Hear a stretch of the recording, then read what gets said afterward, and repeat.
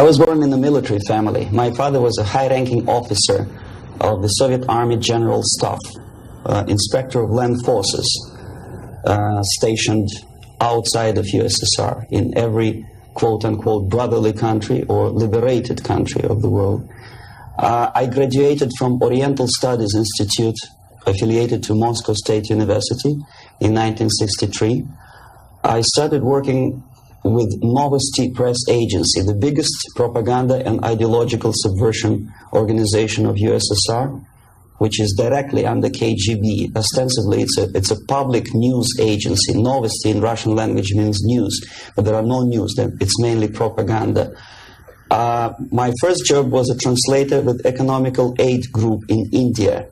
We were building refineries and other industrial projects in public sector, socialist sector of India.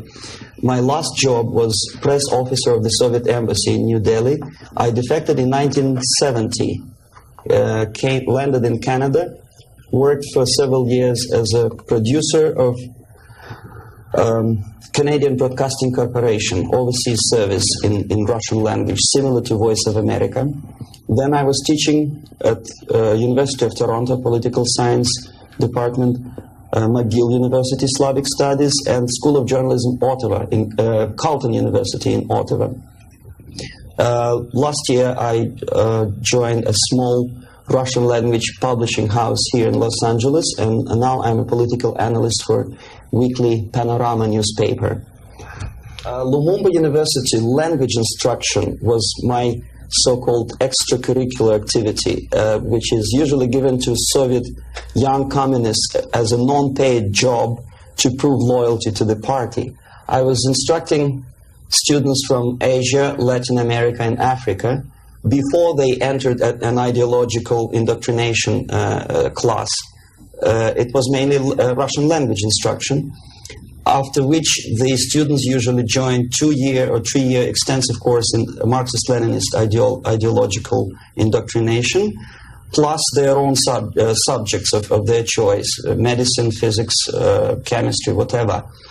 If after 5 or 6 years studying, they are proven to be, well, flexible, loyal, cynical enough to follow the Soviet foreign policy, they are being transferred to a KGB school for a period of 2 years, after which they are being dispatched back to their native countries and become so-called sleepers.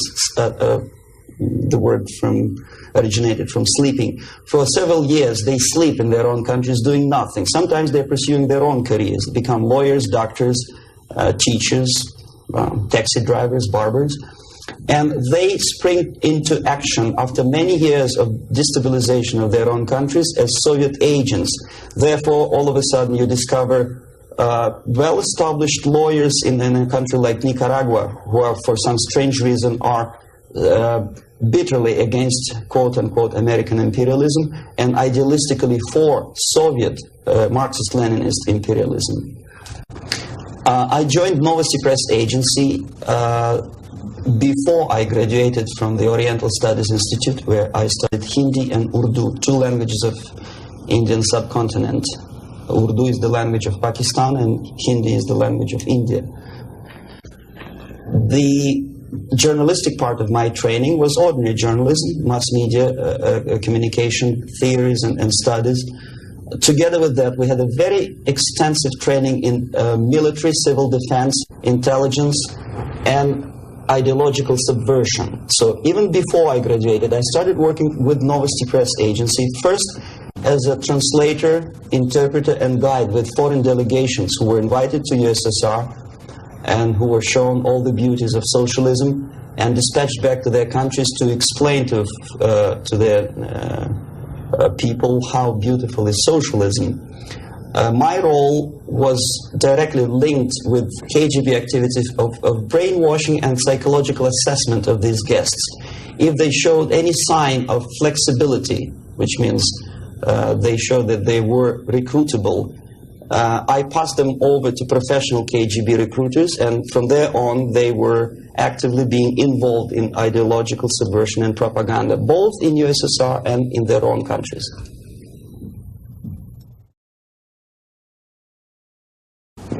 Well, decision, of course, was very painful and difficult. But on the other hand, I didn't have any illusions or allusions about the Soviet system and communist or socialist system. It's the most rotten and unworking system in the world. Some people call it state capitalism, socialism, centralized planning, whatever. It doesn't really matter what kind of name you attach to the system. Basically, if you're a religious person, it's a devilish, satanistic system which appeals only to the most primitive, negative side of human nature.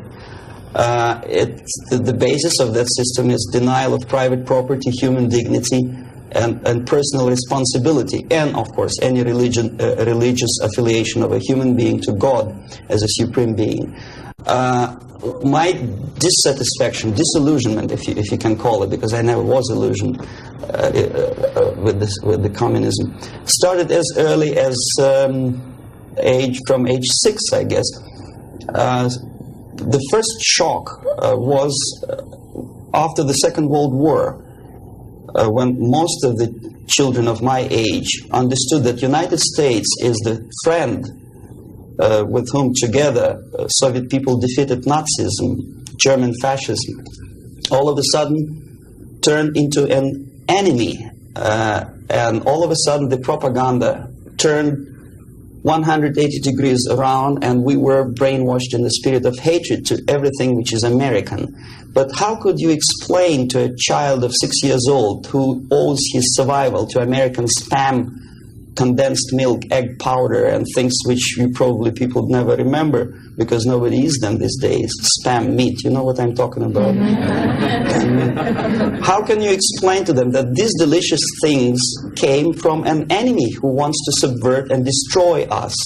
It's impossible, because the child remembers when he was hungry, he was eating spam and drinking condensed American milk with the American eagle on the label. So all the efforts of the Soviet propaganda to convince me that America is bad was futile, naturally. That was the first shock. The second was this 20th Congress of the Soviet Communist Party, when Khrushchev revealed the atrocities of Stalin, terrorism, and murder, systematic murder of millions of innocent people. That was another greatest shock. And the third shock, of course, when I was already grown up, a student, invasion into Czechoslovakia in 1968. That was the last point. And when I was in India, acting as a Soviet official, a Soviet diplomat, I understood that sooner or later I have to defect and to explain what exactly I was doing in India. I fell in love with that country because at that time this country didn't do any harm to any neighbors, least of all to the Soviet Union. And yet we did so much harm to that country that I decided to defect and explain it, first to Indians, then to American politicians, intelligence communities, and media. Unfortunately, I didn't have much success because my stories were treated with a great skepticism. I was called paranoid, McCarthyist, fascist, Cold War maniac, and other names which I don't want to mention here. And it took me quite a number of years to understand that I'm talking to people who are trying to prevent average American from knowing the truth about communism. The basic methods are not that much different from activities of any public relation officer from any big company. Say Coca-Cola, I bet. They have their own department of public relations and press relations. But the ultimate goal, the ultimate purpose is different. If Coca-Cola wants to make profit and to sell more Coca-Cola to nations of the world, the Soviet Union, the ultimate purpose of the Soviet system is not to sell anything, least of all ideology, is to destroy the civilization on which the affluence and freedom based, and replace it with a system of total control over life of human beings, the system of total exploitation. That's the ultimate purpose. My specific measures, which I was forced to do, unwillingly of course, but I had to do them just to promote myself further and further, is bribery, corruption, befriending politicians, members of parliament, influential scholars, members of civil service, businessmen. In other words, anyone who has any anything to do with shaping of public opinion in the interests of the Soviet foreign policy. That would include a long process which sometimes is unnoticeable to an average person. It's a long-term process which is called ideological subversion. It's unnoticeable as movement of a small hand of a clock. You know it's going around, but even if you watch it intensely, you don't see the movement. The eventual result is befriending these people and trying to get them involved in the activity in the interests of the Soviet foreign policy. The immediate impulse when I learned that the Soviet Embassy, Department of Research and Counter-Propaganda, of which I was a deputy chief, is engaged neither in research nor in counter-propaganda. It is a department which is compiling information of private nature on individuals divided in two groups, good boys and bad boys. The sympathetic people were promoted in media and public life. The people who were opposed to the Soviet foreign policy were blackwashed, blackmailed, and destroyed, first morally and sometimes physically too. Understanding of what I was doing came to me when I looked through a press release of United States Information Service describing an incident in a South Vietnamese city of Hue, captured by communists from Hanoi for 48 hours. Then it was recaptured by United States and South Vietnamese armies, and to their horror they discovered that within 2 nights the communists could manage to round up more than 15,000 people and execute them. Most of these people were either sympathetic to United States or to the Western culture, or directly involved in activities supporting United States President in South Vietnam, agents of CIA naturally, even barbers because they know too much. They were executed, and United States intelligence couldn't figure out how could they possibly do it in such short period of time. Later on they discovered, they found out from several defectors that long before communists occupied that city, there was an extensive omnipresent network of informers who knew exactly the addresses, the names, the whereabouts of each individual who was later executed. When I turned to my own files, I discovered that basically that information exists in my department. So it doesn't take much intelligence to understand what I was doing in India. I was compiling information. Comes revolution, these people would be executed. Indirectly, I was involved in a criminal activity, in mass murder. I decided to defect and explain it to Americans, and the response I already described. I was called a paranoid.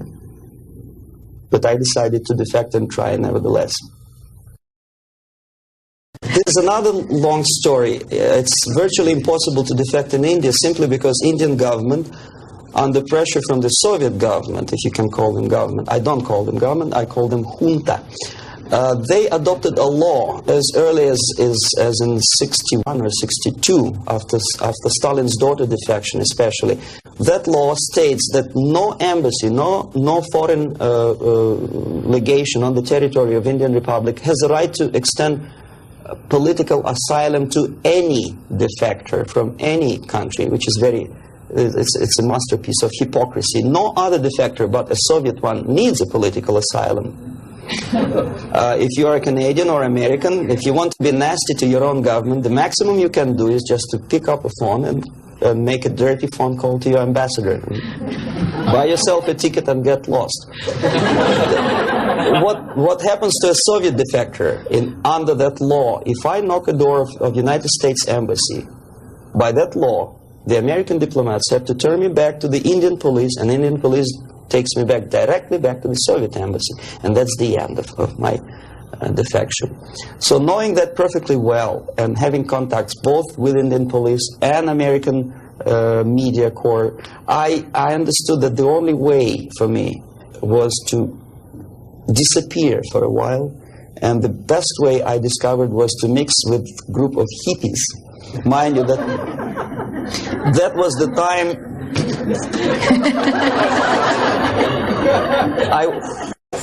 I was 13 years younger, so I looked slightly different, of course. I studied so-called counterculture in India. Sometimes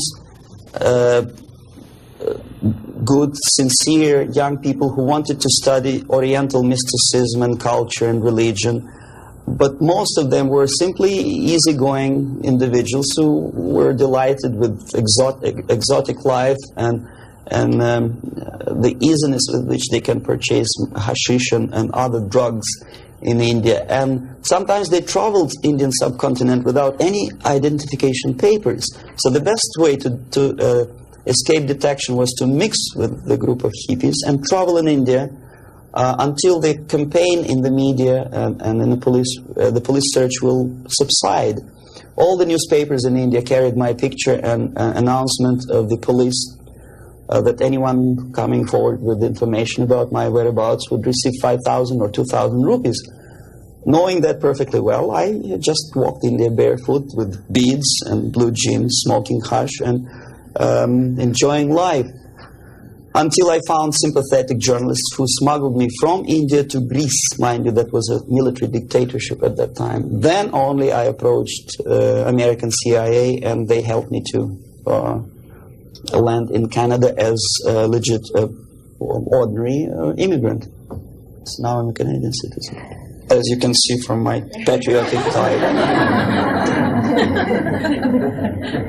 Canada is a kind of middle of the road country where there are so many various ethnic groups that another strange character who speaks both Russian and English and two Oriental languages, I didn't have any problem fitting into academic circles, and first being just a student at the University of Toronto, and later a producer with the Canadian Broadcasting Corporation. I think it was successful, and until and unless there will be follow-up to that movie, it will remain as an open wound in the United States, as a scare tactic, which in this particular case, I'm not sure whether KGB paid for production of that movie or not, but it's totally irrelevant. What is the most important, unless after seeing the tragic sequences of the nuclear attack, American population is not explained what to do about it. If you still stop at that and let it be, obviously, this is the scare tactic, this is the greatest harm done to United States by Americans, by American filmmaker. I bet Andropov and all his disinformation system could not possibly do that much harm to the United States. When you see something obviously sponsored by the Soviets, you understand, well, this is propaganda. You may or may not agree with this depending on your background and intelligence and education. But here it's a subtle approach, playing on the most sensitive strings of your soul, appealing to the most basic instincts of human nature, survival. But there are no answers. How to survive? Well, obviously, disarmament is not the answer, simply because some people naively expect Andropov to blush out of shame and reduce the number of warheads. It doesn't happen this way. We are facing unresponsive, irresponsible group of people for whom nuclear war is not a theory, it's a practice, and the military strategy of the Soviet Union is designed to do nuclear war and to survive and possibly to win. I started my military training when I was 6 or 7 years old, when I entered secondary school, and I graduated in '63 after almost 15 years of continuous training as a junior lieutenant of reserve of the Soviet Army. And psychologically, every Soviet citizen is well prepared for war, nuclear war. And technically, he is equipped with facilities and the knowledge how to use it in case of war or natural disaster. It doesn't matter. Survival tactics and survival methods are taught extensively in various manners. They are exposed to documentary movies about nuclear war. They know the technical data of radiation or contamination of air and land. They know the organizational patterns of civil defense to such an extent that even if there is no nuclear attack, even if there is conventional warfare, each individual at a certain time knows exactly where to go, what to do, where is the shelter, whom to call by telephone, which is not the case, unfortunately, in the United States. I think if a bomb, ordinary bomb, maybe a stink bomb is dropped in the middle of Los Angeles, most of the people will not die of atomic radiation. They will die of panic. They will run, and the traffic jams and the panic will kill more people than anything else. And where do they go? Is there any literature about how to protect an individual? Is the medical first aid treatment? It's not taught to kids in American colleges, unfortunately. For example, there's obvious tension in the world. Television newscasts inform American family about happenings in East and West Germany. And only at the last moment they decide to bring the canned food down to the basement. It's sheer idiocy. Why not to have them in the basement at peacetime? Number two, there's very realistic picture of what happens when the first nuclear bomb strikes a big city, Kansas City, I think. And people a big panoramic picture shows almost an anthill when people are disoriented totally. That would produce love in Russia, because unlike that, Soviets know exactly what to do. There'll be much less panic, if at all.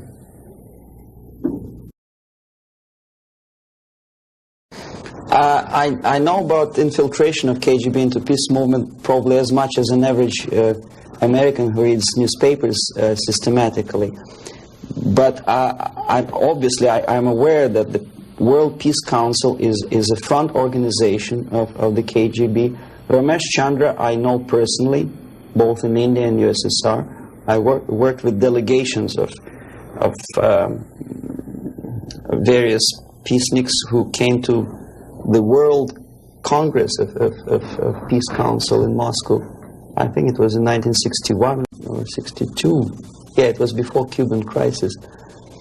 And at that time, they struck me as people who are pathologically unable to see the truth, not to talk about the military aspects. When as a translator and a guide, I used to take them to places in Moscow which are not supposed to be for foreigners' eyes. They didn't want to see it. They had their preconceived ideas. They were suffering from self-importance.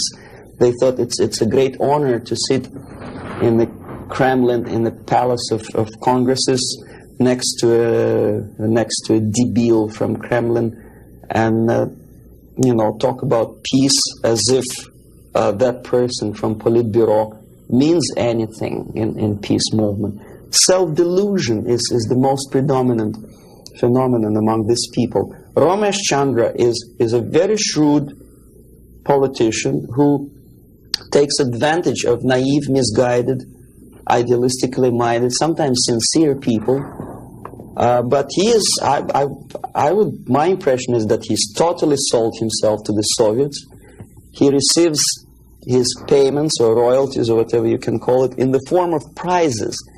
Of course, it's very embarrassing if you approach a person of his caliber with money, with cash, and say, "Here, Comrade Ramesh Chandra, there's money for your propaganda in the interests of the Soviet Union." It's very unpolite. So instead, the Soviet Union creates artificial international bodies such as Jawaharlal Nehru Peace Committee, which consists of various progressive leaders, writers. Sometimes they're known figures and philosophers, educationalists.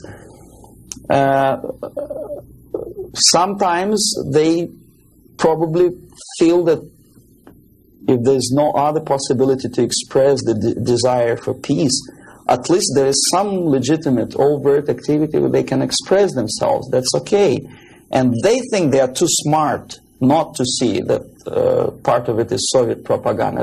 Okay, we are smart. We are not going to allow them to use us for propaganda purposes. This is wishful thinking, because after 5 or 6 visits to USSR, everything is paid by the Soviet government. After spending several vacations on a Black Sea coast in luxurious atmosphere with 2 or 3 nice girls, interpreters, lots of vodka and caviar, books published, vapid books which nobody reads in the United States, all of a sudden published in millions of copies in USSR in various languages, that tickles their ego. They think they are somebodies all of a sudden. It's difficult to resist the temptation. Ramesh Chandra is exactly that type of personality. He was approached at a very early stage, and he didn't have willpower and moral principles to resist the temptation, to resist the approach. And by now he's just a pawn in the game, high-ranking pawn. And if he is dismissed or dies natural death, there will be another, the line of people who would like to take his place.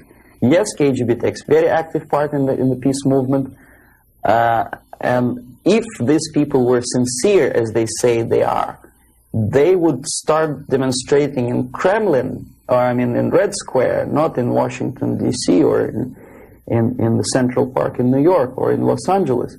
But they don't have courage, they don't have guts to go to Russia and protest against the nuclear armament of the Soviet Union.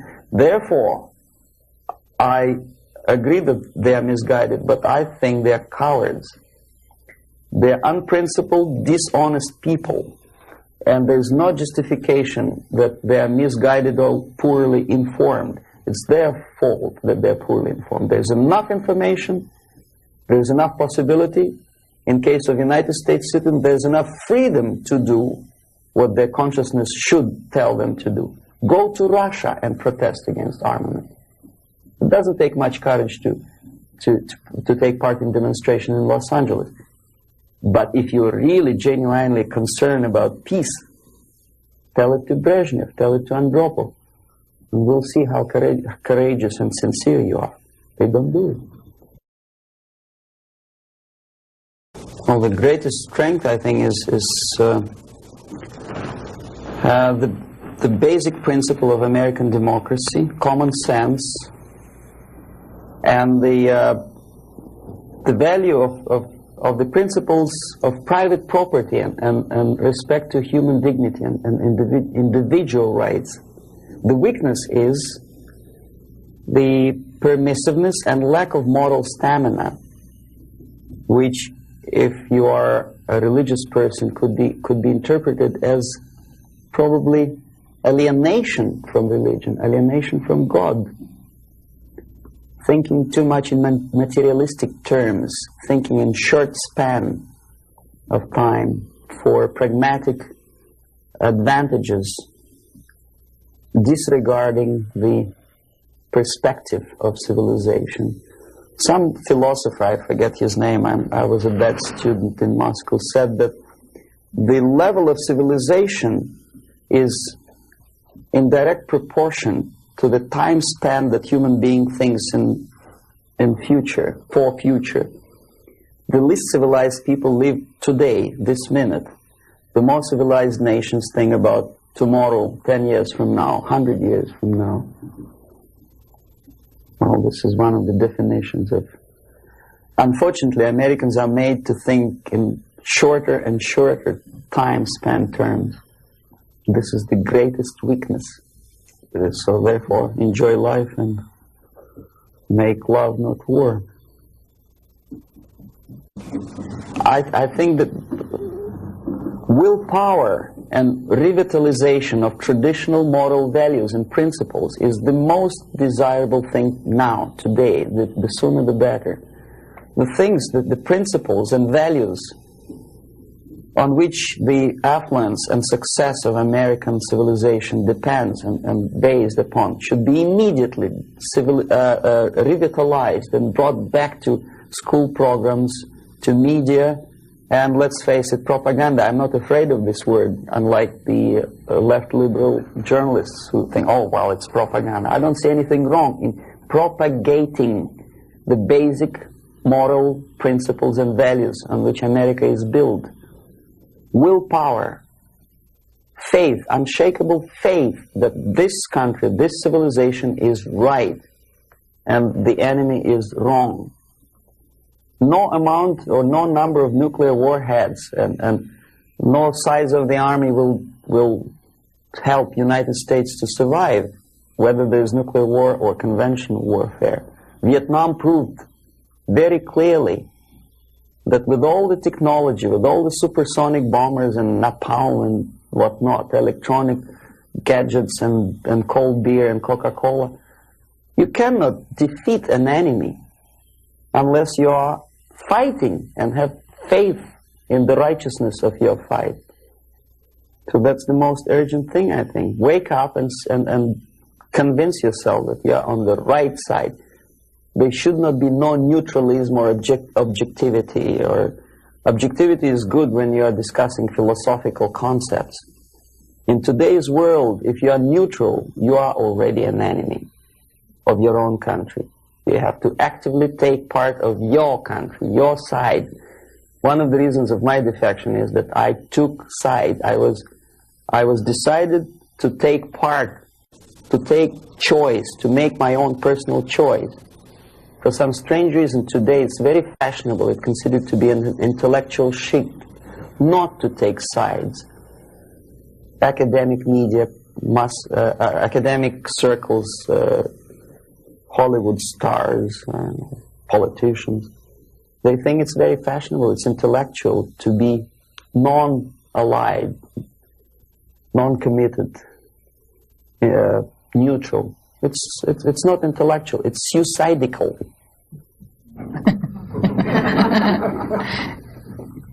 Suicidal. Okay, I'll start with a short explanation. I'm going to show you some slides now. The things that you're going to see, there's nothing new actually. They're reproductions from various media organs in the United States, USSR. Probably you see these pictures 100 times a day. I'm going to give you a different viewpoint on the same things, same facts that you see, and probably don't take much trouble to understand and think what you are seeing. I don't know if you heard my introduction. I'm an ideological subverter, yes, from Russia. Okay. Okay, it's the idea of showing the slides to you is just to provoke questions in your mind, and later on, if you still have patience with me, I will explain how exactly the system of ideological indoctrination and subversion works. Well, we know that we are living in a time of peace, and we know that recent walkout from the Geneva talks by the Soviets is centered around the nuclear arms and rockets. We don't see much about the Soviet preparedness, a Soviet viewpoint on the military strategy. Well, this is a selection of pictures, only pictures. Confucius said that one picture tells more than 1,000 words. These pictures are from everyday newspapers in USSR. This is what the Soviet citizen looks upon every day. Basically, this is a militaristic spirit, pictures of foreign delegates observing the rockets passing the Red Square. The idea of invasion, unlike in the United States, is not being criticized by the Soviet media at all. On the contrary, it's being forcefully encouraged from the age of, say, 5 or 6 years, 6-year-old. Every Soviet student or schoolboy has to go through military training. This is a picture from a special military school where young kids, well, maybe 4 or 5 years old, are being trained to be future officers of the Soviet army. That's what they do when they grow up. These are the Soviet sailors, Navy officers in a foreign country.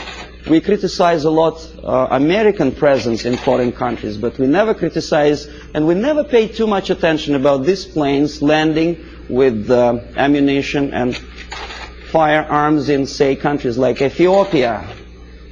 These are the pictures in Time magazine which probably you've seen and then forgotten about it. These are the Soviet tanks on foreign territory. Are there any protest demonstrations in Los Angeles or New York City? No. These are the Soviet military advisors. Nobody tells them, Russians, go home. How it starts? The media obviously plays a great role. This is a political cartoon from a Western newspaper. You see, it was published sometimes after the Second World War.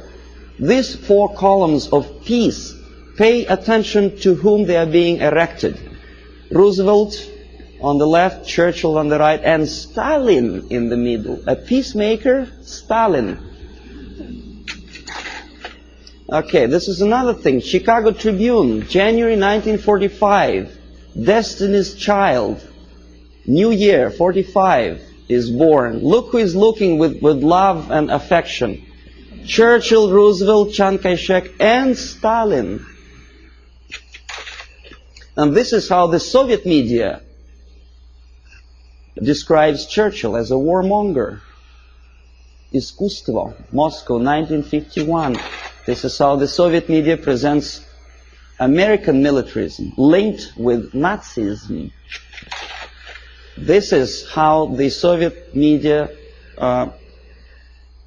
illustrates South African colonialism, not much different from a political cartoon in New York Times or Los Angeles Times. As a matter of fact, almost similar.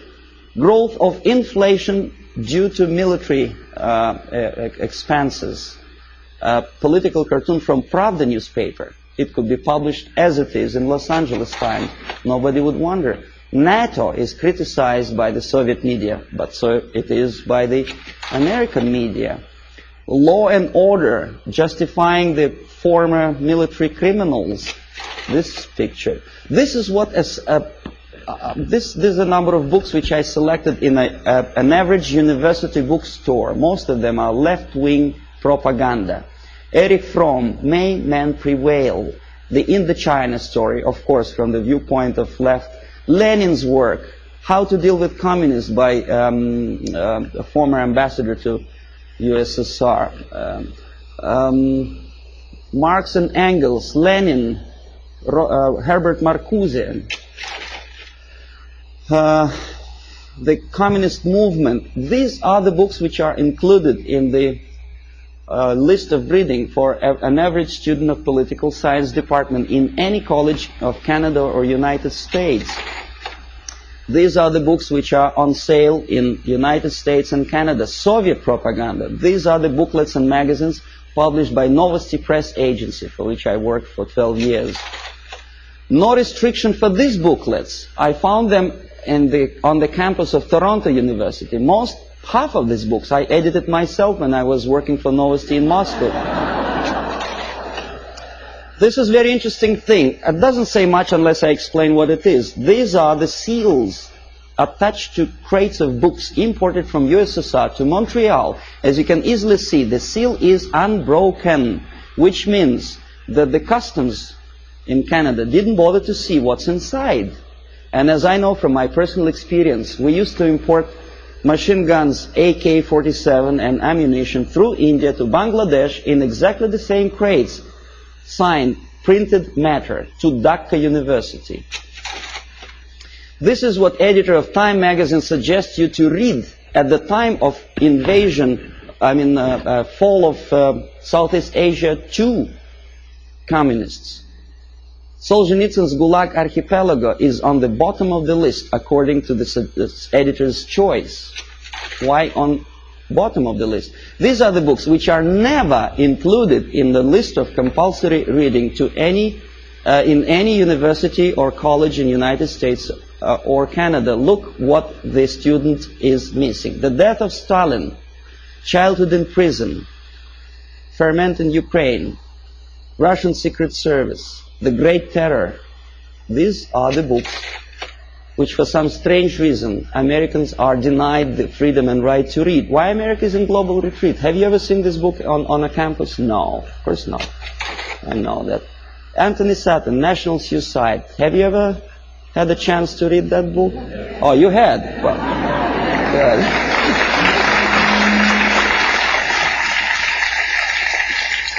This is another very interesting thing.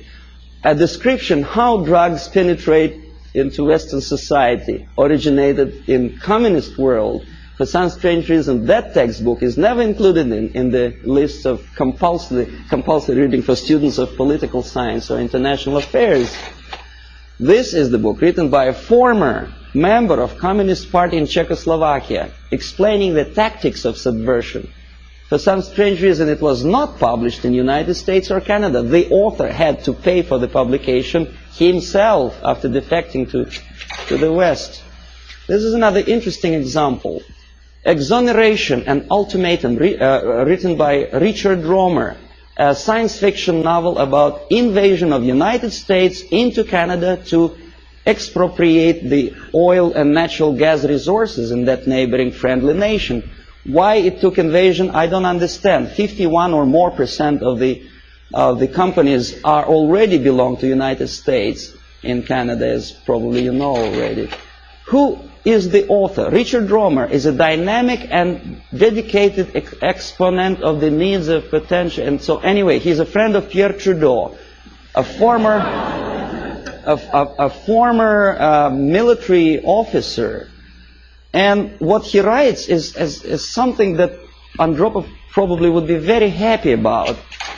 He describes a situation when the only thing that saves Canada from United States military occupation is a call from Andropov to the President of the United States, threatening him with the reply or with the military answer to an invasion of Canada by United States. And this is written by a close friend of Pierre Trudeau, a politician, a former military man. Why? Is he a paranoid or am I a paranoid? These are the three books published almost simultaneously, sometimes in the middle of 70s. CIA and the Cult of Intelligence. CIA Diary by Philip Age and the KGB by John Barron. I tried to buy the KGB, but it was not in the bookstores of Canada or United States. The previous two books on the left were. This is the author of the most anti-American book, The Defector to the Communist Side, Philip Age. He is alive. Nobody is threatening his life. Nobody is poisoning him with poisoned umbrella. This is, you know who? He's criticizing CIA for developing a gun to kill communist agents. And he tries to present it as a crime on behalf of United States Intelligence Agency. Why is it a crime? To defend you from the communist agents and to develop a secret gun, which is silent, is a crime. Is there any logic? I don't see any. This is the fellow who also criticizes the United States CIA for developing technical means of bugging USSR embassies on the territory of United States. Why not? I don't see any reason why not. But Mondale obviously does. He knows better. These are the authors who published lists of American agents stationed all over the world. They are alive. They actually made quite a lot of money on that publication. And this is the victim. The chief of CIA in Greece was killed when the book of the previous two Americans was published. This fellow is dead. The other two are not. Siberia in 1971 was visited by a group of politicians from Canada. And this is the report about that visit. This is the group. We're shaking hands with the Soviet ambassador. This is a Soviet technical miracle. A pipeline on thermofrost or something. In other words, what Canadians were doing in early 60s is presented to Canadian public as an achievement, a great technological achievement in USSR. This is the route of their travel in Siberia. The Canadians covered that much of distance. Please remember that map. I will come back to that question. This is a book published by a Canadian author, Farley Mowat. By the way, Never Cry Wolf, a movie which is made on the basis of Farley-Mowatt's book. He's a nice fellow, drinks a lot of vodka. He was a guest of Novosti Press Agency, which I was working for. This is another book written by Farley-Mowat after returning from Siberia. He was accompanied by a person like myself, a Novosti Press Agency journalist. Glorification of Siberia. This is what this is the route, I promised you to come back to that map, which Farley-Mowat, a Canadian progressive writer, covered when he was in USSR. This is what he makes Canadians to believe Siberia looks like. It does, of course. Baikal Lake is a very beautiful natural phenomenon. A nicely dressed Soviet Eskimos or Chukchas, I don't know, some ethnic minorities, friendly talking to each other in fluent English.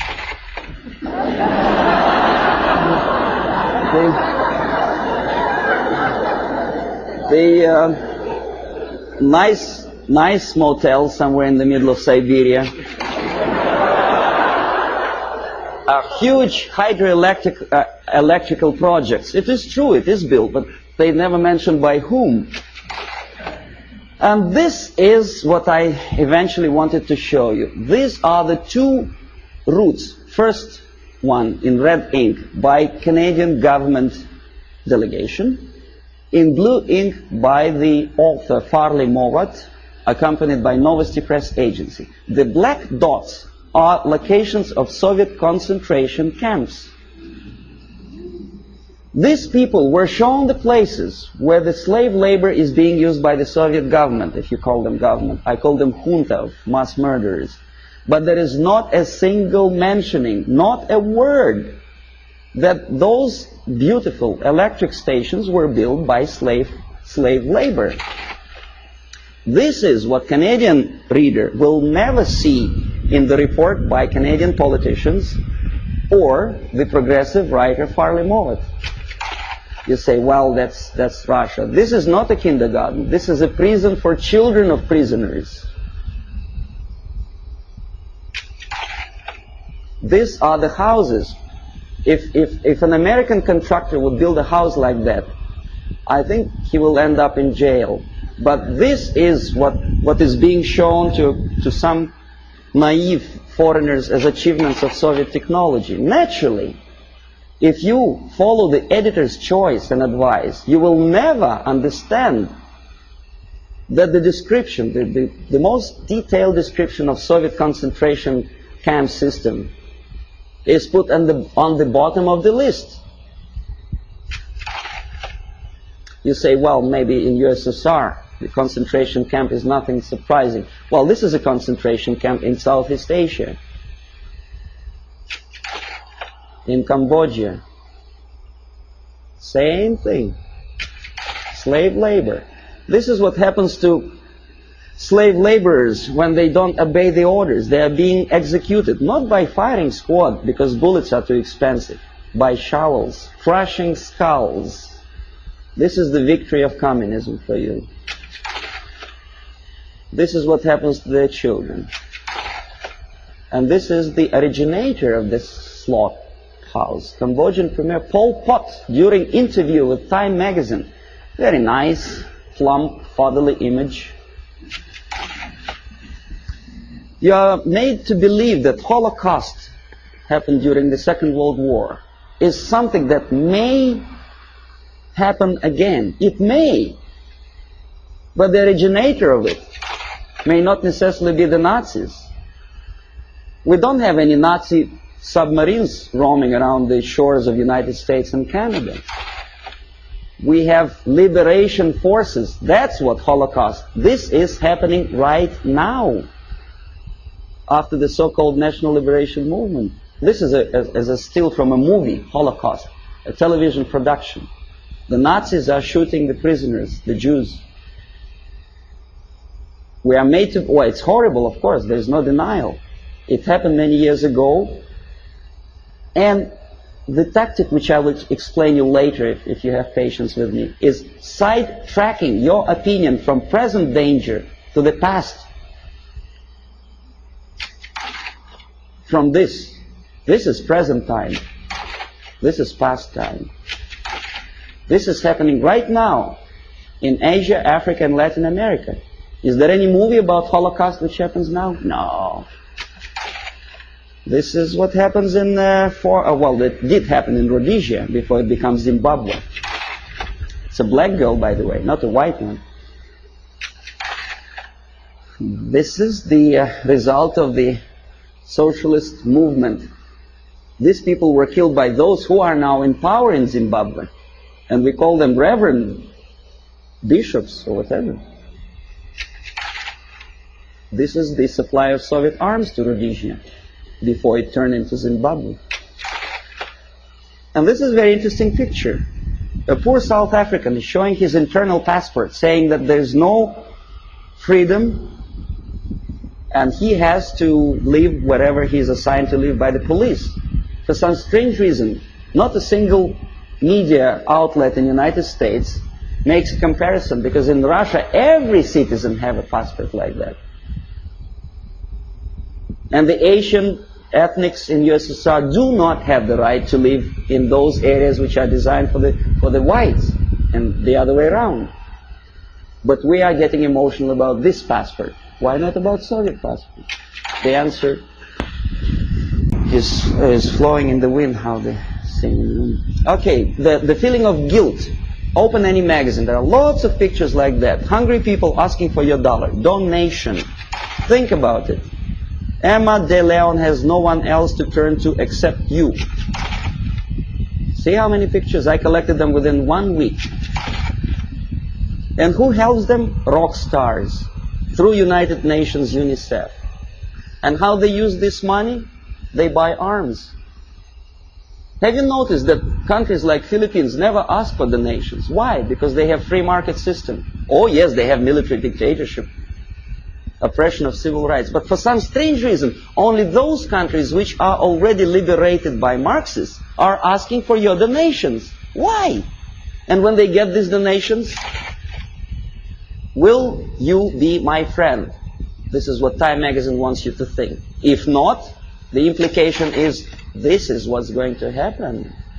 Kolwezi, when white miners stationed in this small country, African country, were murdered by so-called National Liberation Movement. This is the result. Raped and murdered after your donations. And who is supporting these movements? Of course, United Nations.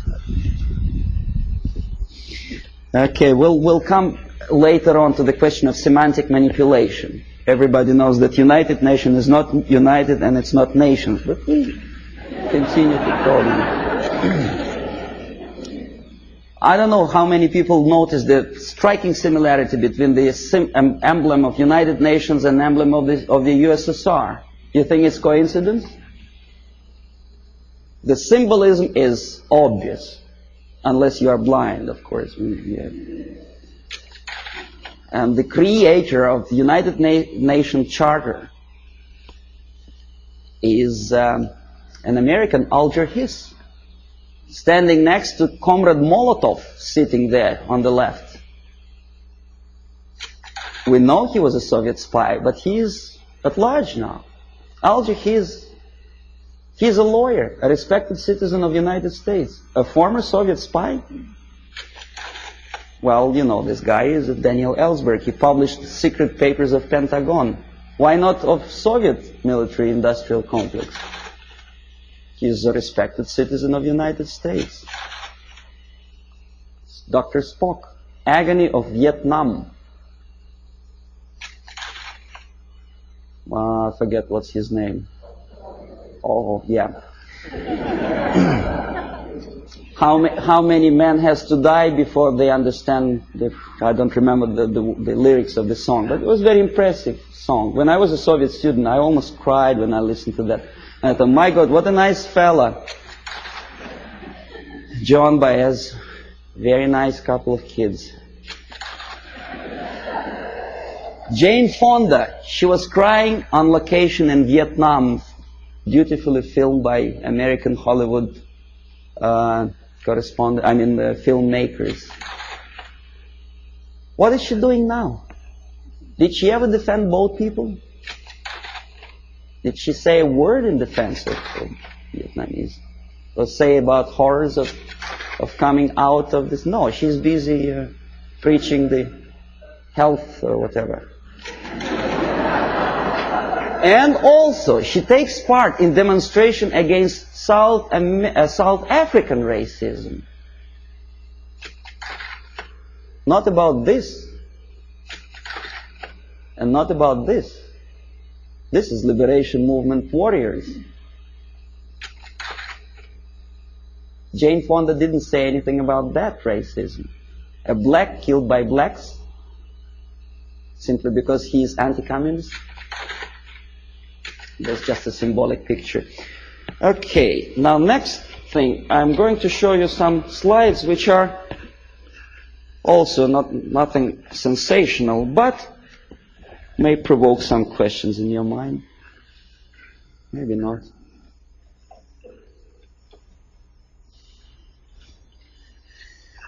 Okay. The more questions you have, the better, because we'll come to systematic explanation of the phenomenon later. Now I want you just to get excited. Hollywood actress talking to Fidel Castro. Nothing wrong, of course. Depends what is the message or what's the subject of talking. I bet you never heard about this fella. He's an American singer, Dean Reed. He's singing in Moscow for some strange reason. And you know what he's singing about? Oppression, civil rights in USA, and about poor Americans who cannot survive. Well, I don't want to be too critical of Pope, of Catholic Church, but some statements which he made at the earlier years of his becoming a pontiff of Catholic Church, strikingly unpleasant to me. Communism and church can coexist. Can they? Well, you should ask Russian Orthodox priests who were literally exterminated by the Soviet communists. Communism and church can coexist. I don't think so. Catholic Times. I collected this newspaper in a Catholic church, which I attend, although I'm Orthodox Christian, as Russians, most of them are. But I do come to Catholic church because my wife is a Catholic, so I don't see much difference, because God, I suppose, is one, so Jesus Christ is also the same, which church, whichever you go. But Christians and socialism is something that doesn't really appeal to me. I don't know, how about you? Social justice central to gospel, is it? I never heard about it. Join with Marxists? It's from the same newspaper. And that's how they joined with Marxists. Nicaragua, before Sandinista came to power. A priest with machine gun behind his back. And the machine gun, of course, Kalashnikov, if you know anything about machine guns. Okay, then there are some strange deviations from religious path. What's his name? Jim Jones. Reverend? Nice looking guy with adopted kids, and shaking hands with a politician, Mayor George Moscone, in 1976. Very nice. Really fun. That's how it all ended, you remember. More than 900 people who poisoned themselves together with their kids in Guyana. This is a very interesting picture. It's not very clear. Instead of Jesus Christ, they put a naked lady, in the church. Strange, huh? Of course it's strange. Crucifix of a woman for Palm Sunday. Boy, Jesus Christ would turn in his grave if he were engraved.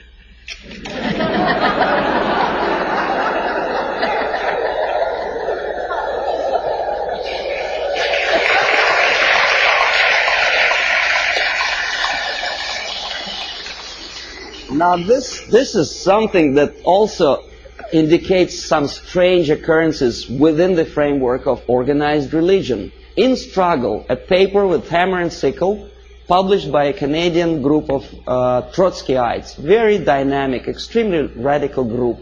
They challenged the question, whose democracy is this? meaning that Canadian democracy is not democracy at all, simply because that radical group is challenged by the local police, right? So nothing new, we know about this. But look where this paper is being distributed.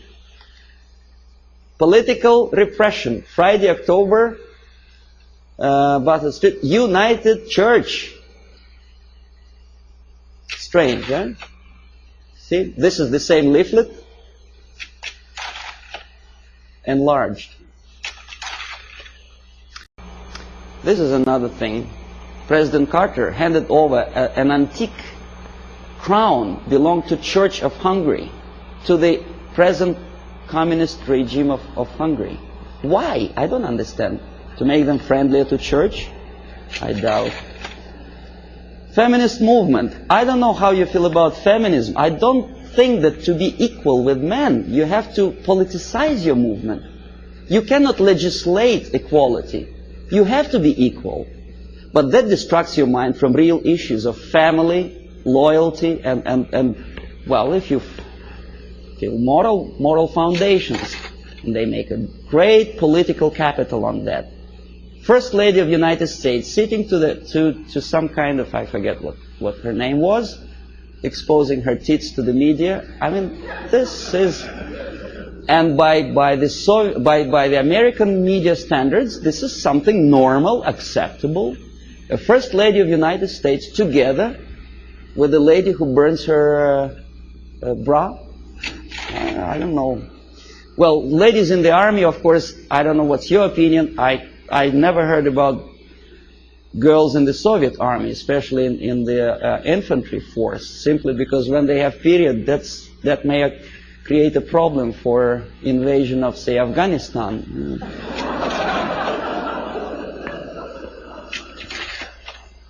Again, the homosexualism.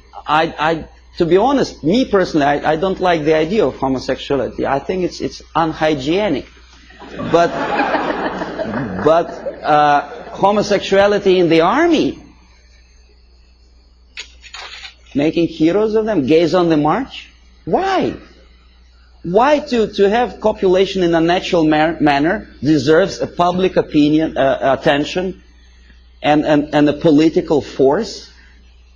Why to politicize something which doesn't belong to politics at all? In the Soviet Union, we have a joke: don't mix politics and prostitution; they are already mixed. We know perfectly well this. The medical science proved that homosexuality leads to distortion in human psychology. This fellow killed 15 kids after molesting them sexually. We know that most of the agents who were recruited by KGB, including McLean and Guy Burgess, were homosexuals. But we are reading in the media that this is something acceptable. More than that, we are made to believe that these people deserve equal rights and respect. Well, that again is a debatable question, whether to like or not to like certain type of music. Me personally, I don't. These two nice ladies, one is younger, the other is a little bit older, both of them wanted, for some strange reason, to shoot President of the United States, defending the environment of the United States, the green trees and vegetation. Why it takes death of United States President to defend the environment, I don't understand. If you do, please explain. Then, of course, glorifying all kind of national liberation leaders, we naturally provoke our own kids to go into some strange liberation movement. You know who I'm talking about. This is the girl who was abducted by terrorists, and then she became terrorist herself, a daughter of a wealthy publisher. Naturally, there are thousands, millions of kids who loved, adored her courage. This is Comrade Carlos. You know who he was? He was trained and educated in Lumumba University, where I was teaching Russian language to the likes of him. That's the result of the activity when they come back home. Aldo Moro was killed by Red Army terrorists who wanted to liberate Italians from something. I don't know from whom. These are the the persons who were part of Baader-Meinhof gang. And this is a person who also liberates someone from someone. I don't exactly know, obviously, Indians from whites in the United States. But pay attention what he holds in his hand. It's Kalashnikov, AK-47. I know it by heart. I can put it apart with my eyes closed. War on terrorism. Does it exist? Apart from verbal war. This is what I have collected on a campus in Canada. Carleton University, Ottawa. Left-wing tabloids. That's how they instill in the minds of people, young people, that to fight is the only way, the violence, death is the only way to achieve rights of Palestinian people, other people, Quebec separatists, and jobs and peace. Obviously, you cannot get job if you spend all your time walking up and down streets with posters like that. You have to go to a place where the jobs are. And of course, to find a job, the most unsuccessful way to find a job is to read papers like that.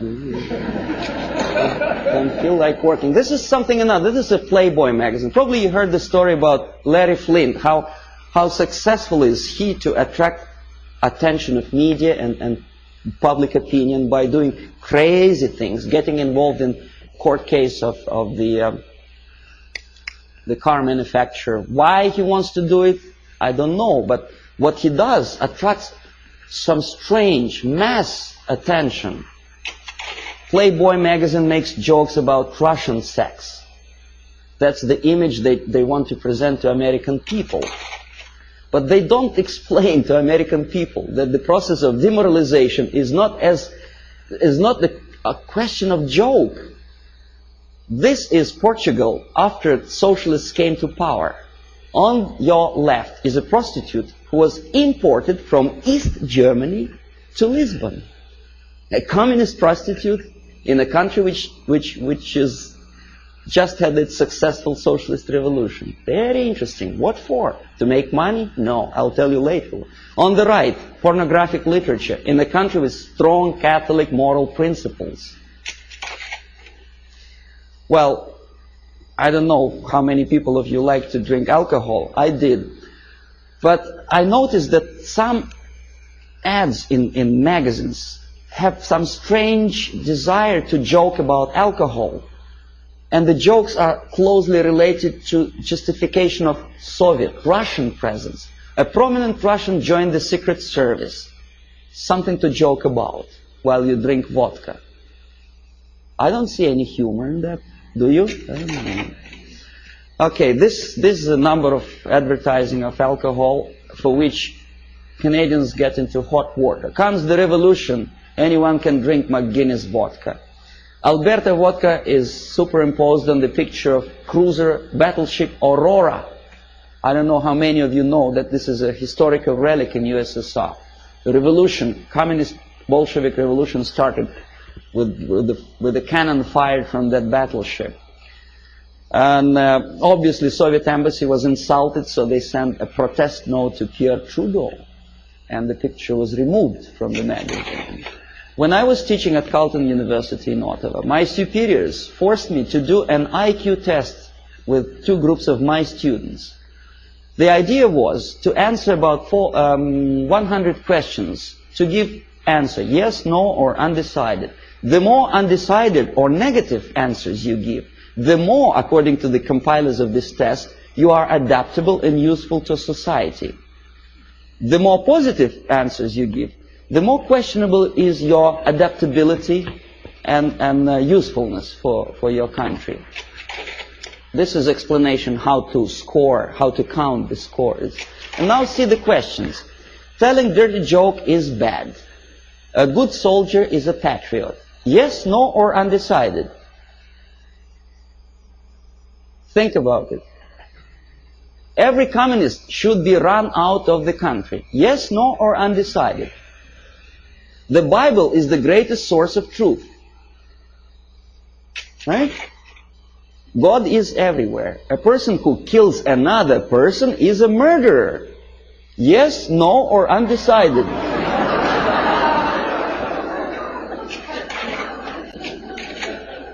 Okay, now, if you don't believe me, let's come back. See, I want to repeat you once again the conditions of the scoring. The more undecided and negative answers you give, the more you are adaptable and flexible and useful for the society. Do you understand what they are doing to kids? Okay, they are doing two things at a time. They teach them moral relativism. They teach them how to lie to get a greater score. Because obviously a child would say if a person kills another person, he is a murderer. But for the sake of getting a higher score, obviously a student would put no or undecided. So you teach your kid how to lie to be successful and to look adaptable and useful for society. Well, obviously I had to do that test, but I added one more question to that thing. My own question. I said, what kind of society you are going to be useful to?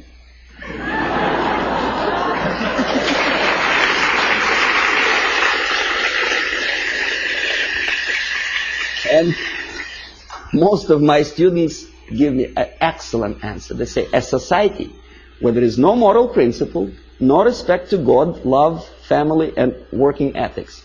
Very simple. They are not that stupid.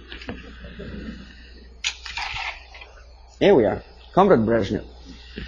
Now, this is the picture from a Soviet magazine. Obviously, Soviet media tries to project their leaders in the most respectful way. Very impressive, very fatherly, very serious person. There is nothing surprising. What else is new? Of course. But this is Time magazine, an American magazine.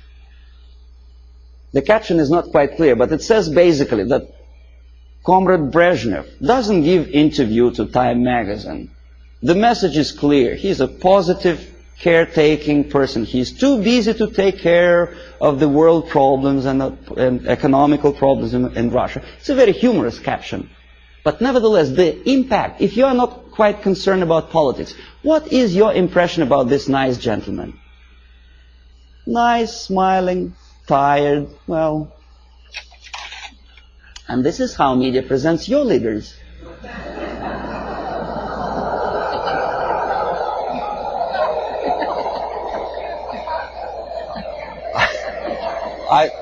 I don't know whether he deserves to be presented like that or not. This is a different question.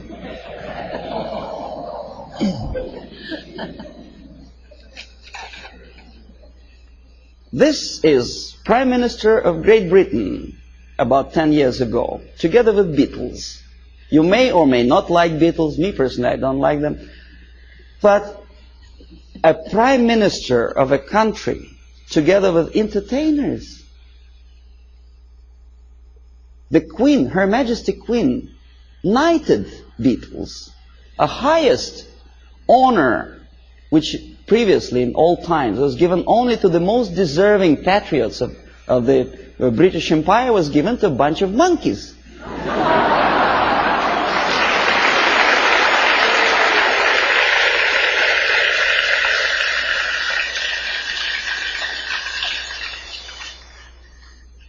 Valéry Giscard d'Estaing is playing football. He's our guy. He plays piano.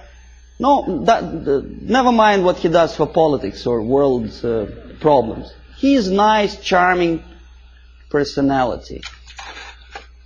Helmut Schmidt is taking part in a circus performance.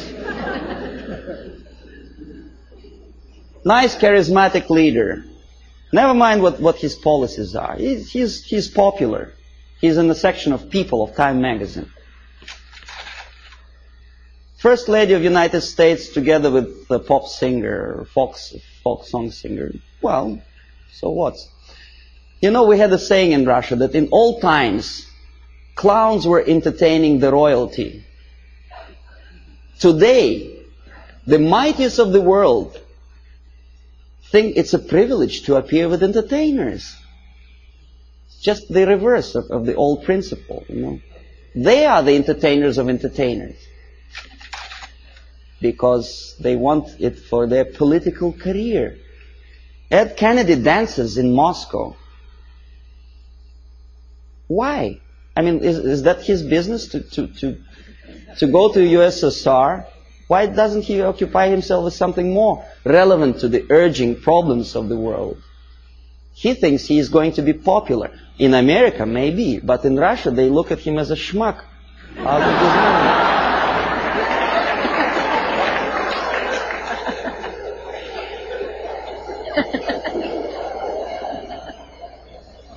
Senator McGovern is talking to a gorilla somewhere in Africa. Not the gorilla monkey, but a young member of National Patriotic Movement.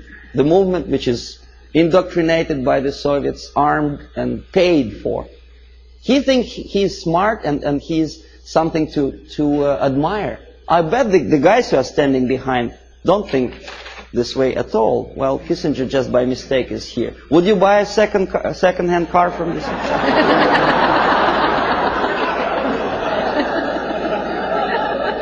Pierre Trudeau, Prime Minister of one of the most developed industrial nations, independent nation in the world, is befriended by Fidel Castro.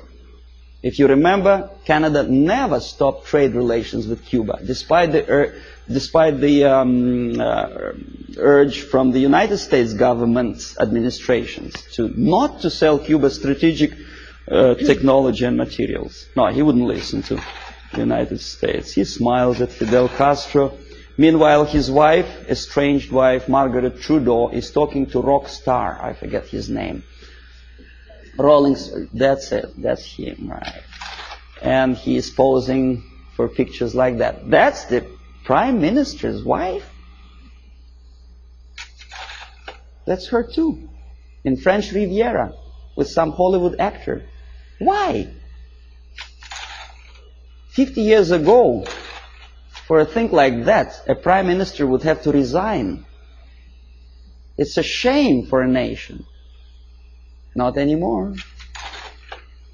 Okay, now détente. It's another debatable question. Why we are so happy, Comrade Nixon?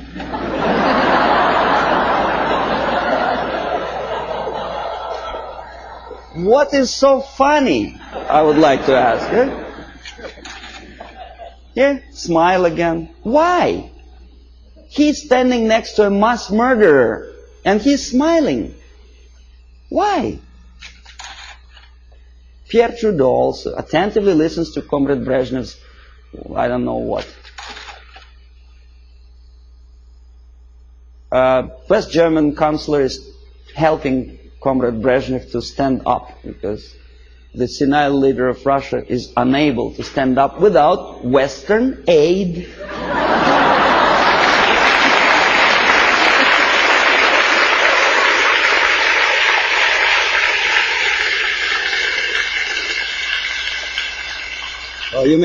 You may say, well, it's West Germans, they're too close to Russia, probably they do it just in case.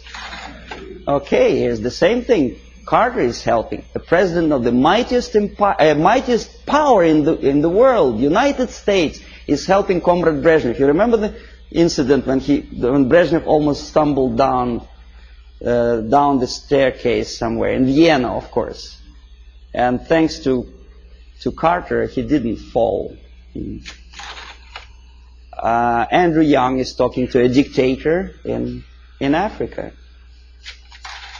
Again, McGovern, I think, is talking to Agostino Neto, a Soviet puppet in Luanda. Why? Is it that necessary to be friendly, to smile at each other? Now we're coming to space, from Earth to space. Clouds over the space program. Why clouds?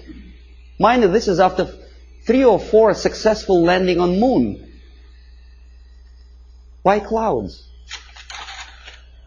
Okay, here's 2 pictures. Left, Soviet cosmonaut walking into Kremlin Hall for a ceremonious reception. On the right, 2 American cosmonauts casually watching TV. On the top, Soviet Politburo talking to the space pilots on orbit. On the lower picture, Lyndon Johnson with, I think that's Glenn, no? An American spice pilot. Now, even if you don't know anything about the theory of information, the comparison, mind you, this is a French magazine, it's not a Soviet propaganda. The comparison of the size of the pictures gives you the message already. What is more important? What is more impressive? Here, a picture from Soviet newspaper Pravda. A Soviet schoolboy compares two replicas of Soviet Soyuz spacecraft and American Apollo. Friendship in space, détente, right? Pay attention to the size of the spacecrafts. They are almost identical, right? Now this is what the size, almost actual size is. The American spacecraft is on the left. It's almost twice as big as the Soviet one, right? Okay, this is a Soviet picture. This is an American picture with true sizes. Okay? You say, well, Soviet media, of course, tries to diminish the successes of the American space program. Now, this is an American media. On the left, a Soviet moon walker or Soviet probe on moon. On the right side, an American space Volkswagen, as they say. It actually was used on the surface of moon. The sizes are almost identical, right? Wrong. The thing on the left is the size of a tea kettle. In other words, about 100 times smaller. But Time magazine does not explain it to the readers. An average person in the United States has an impression that the junk on the left is as important and as successful as the masterpiece of technology produced by American mind and ingenuity. Okay, you remember Skylab? There was a time when it just about to fall down on the United States or any other country. And the Pentagon was very worried. There were pictures, there were discussions on TV. Some strange characters even started joking about it. See the Skylab target. A lot of emotions expressed about the failure of United States Skylab. A lot of bitter opinions were expressed about the unnecessary spending on space research. But when Soviet nuclear-powered satellite fell on the territory of Canada, there was no protest demonstrations, there were nothing like that. Nowhere in the world. Ask yourself why. According to some information, this was not a satellite at all. It was a flying atomic bomb. Canadians spent something like $15 million just to find the junk on their own territory. Thanks God it fell in inhabited areas of Canada, in Northwest Territories, where only penguins live. Well, what if it fell on Toronto? A flying nuclear bomb? Oh boy. But no protests. Here, Soviet ambassador Anatoly Dobrinin happily looking at the linking of American and Soviet spacecraft.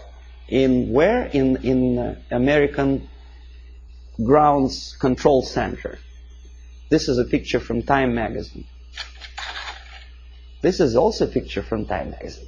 Soviet citizens are watching the same moment, linking of spacecraft. Think about it. Compare. Here, happiness. On the right, American representative of the NASA and Dobrinin, very happy. That's how ordinary Soviet citizens think about the farce in space.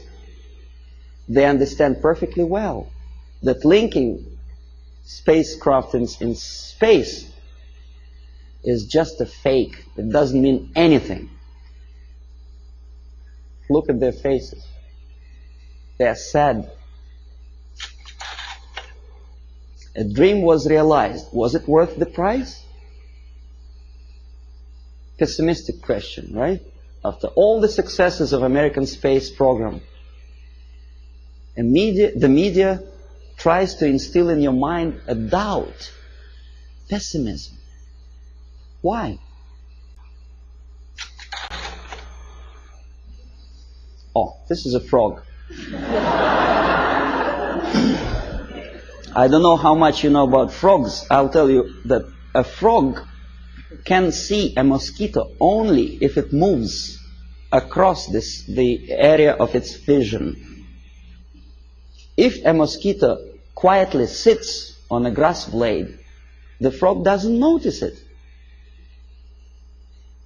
That's the attitude of American media. They do not notice problem unless it moves, and moves close to Hilton where they station.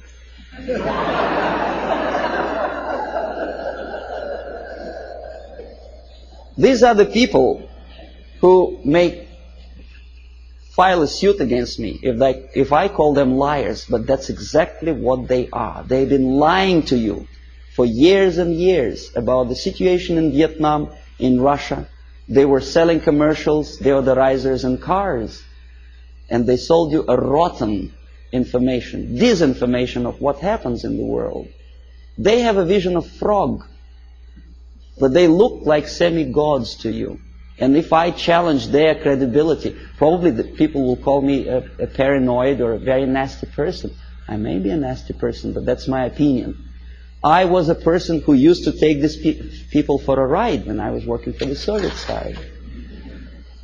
Okay, if you don't believe me here, one of the most conservative newspapers, in this particular case it's a Canadian newspaper, the Globe and Mail, editorial page. Nothing special, right? The malaise of liberal democracies.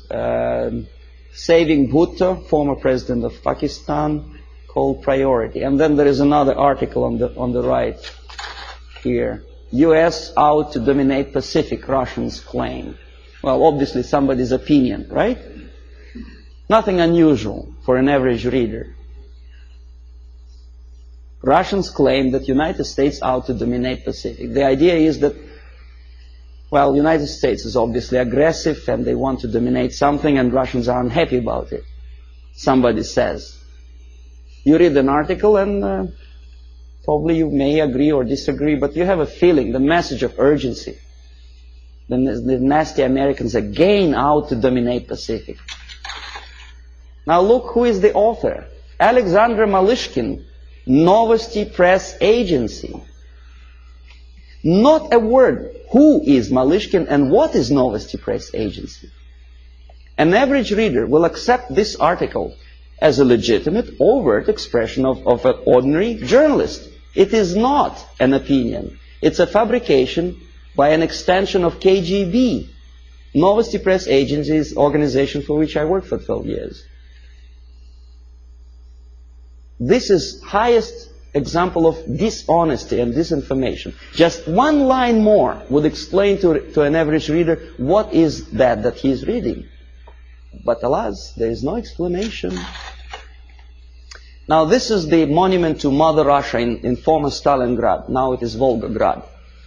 The statue is designed to instill feeling of patriotism and I don't know what else. Pride maybe for the motherland. These are the pictures of construction, high-rise apartments in Moscow, glorious achievement of Soviet technology, caviar as an average staple food of Russians. These are the minks and furs that Soviet citizens wear. You know, that's how they look when they relax. Fat, nice ladies, you know. You think it's Soviet propaganda? No, comrades. This is also some fashions, latest fashions from Russia, right from Kremlin, for an average Soviet housewife. Well, obviously, it doesn't take much intelligence to understand that this is not quite true. And obviously, it has something to do with the Soviet propaganda. The myths and the realities of the KGB. You see, you don't see the... From Stalin to Kosygin, The Myth and the Realities, by Avril Harriman, a former ambassador of the United States to USSR. Very complimenting article to the Soviet system. And this is where it comes from. You thought it was from a Soviet magazine, right? No, it's from Look magazine. An American magazine which published that crap. If you don't believe me, I'll tell you that I was a person who accompanied a group of journalists from Look magazine when they came to Moscow on invitation from Novosti Press Agency. I made them to publish that thing, for which I was awarded, I received the bonus, a free ticket to Italy for a week.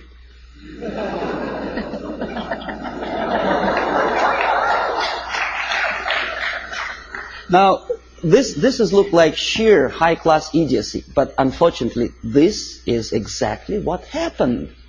It didn't took me much effort to convince the Americans, to tell the American journalists from Look magazine, to bring back this magazine, to dedicate the whole issue to the glorious anniversary of Soviet Revolution. This is what you were reading in your American magazine. This is how an average American perceived the Soviet way of life. A happy Soviet citizens. This is what an average girl in Russia wears. This is what they eat and drink. This is how they build their apartment houses. And this is how they're fiercely patriotic. Amazing. Anyway, so I will explain you how it all happens. The last two pictures I will not comment. I want you simply to look close into these eyes.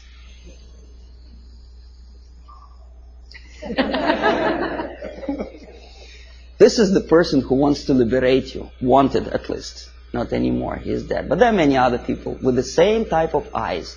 If I were a deeply religious person, my answer to that picture would be, these are the eyes of a Satan. He is nice fellow, right? United Nations celebrated back in 1969, I think, the 100th anniversary of his birthday. The greatest leader of mankind. God forbid us to have leaders like that. Well, that's all. So that.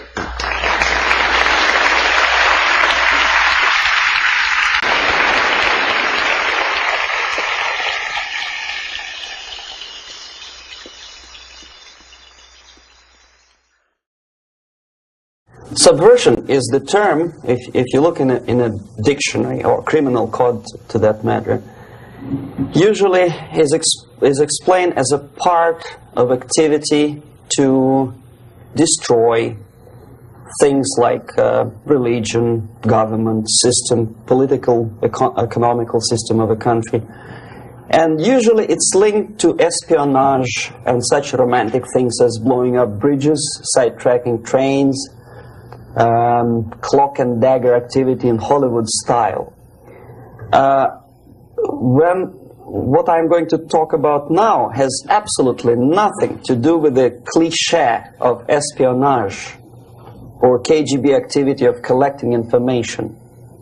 So the greatest mistake or misconception, I think, is that whenever we are talking about KGB, for some strange reason, starting from Hollywood movie makers to professors of political science and quote-unquote experts on Soviet affairs, or Kremlinologists as they call themselves, they think that the most desirable thing for Andropov and the whole KGB is to steal blueprints of some supersonic jet, bring it back to Soviet Union and sell it to the Soviet military-industrial complex. It's only partly true. If we take the whole time, money, and manpower that the Soviet Union and KGB in particular spends outside of USSR border, we will discover, of course there are no official statistics unlike with CIA or FBI, that the espionage as such occupies only 10 to 15% of money, time, and manpower. 15% of the activity of KGB. The rest, 85%, is always subversion.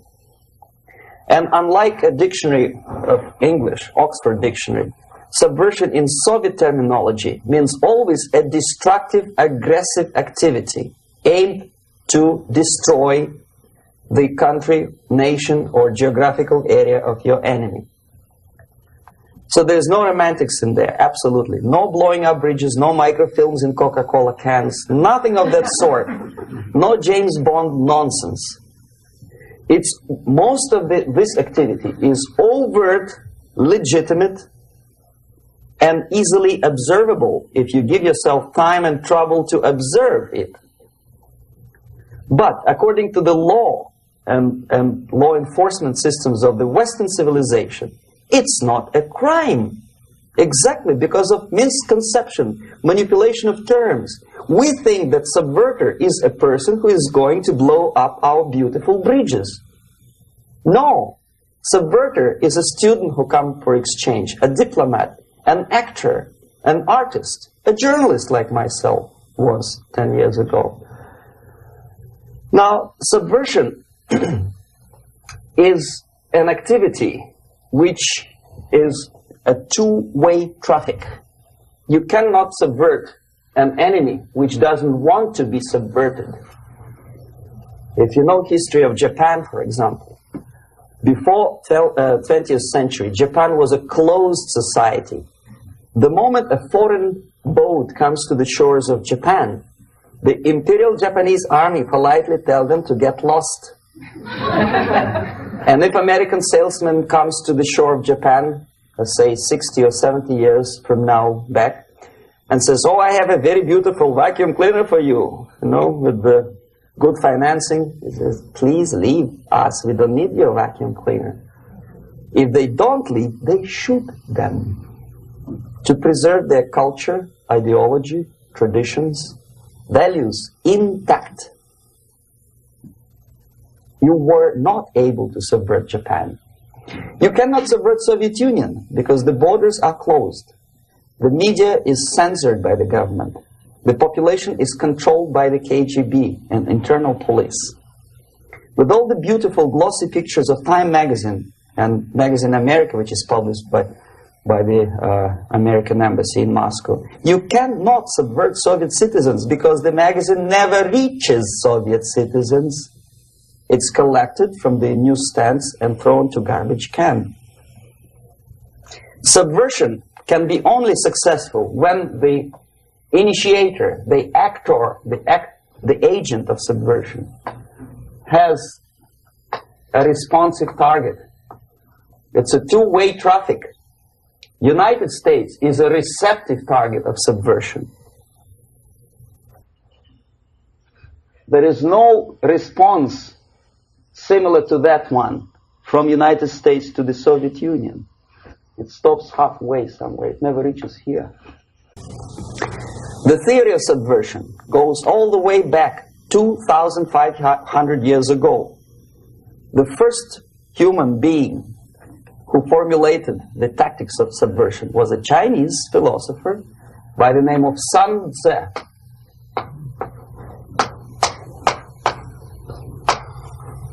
2,500 years BC. He was an advisor for several imperial courts in ancient China. And he said, after long meditation, that to implement state policy in a warlike manner, it's the most counterproductive, barbaric, and inefficient to fight on a battlefield. You know that war is continuation of state policy, right? So if you want successfully to implement your state policy and you start fighting, this is the most idiotic way to do it.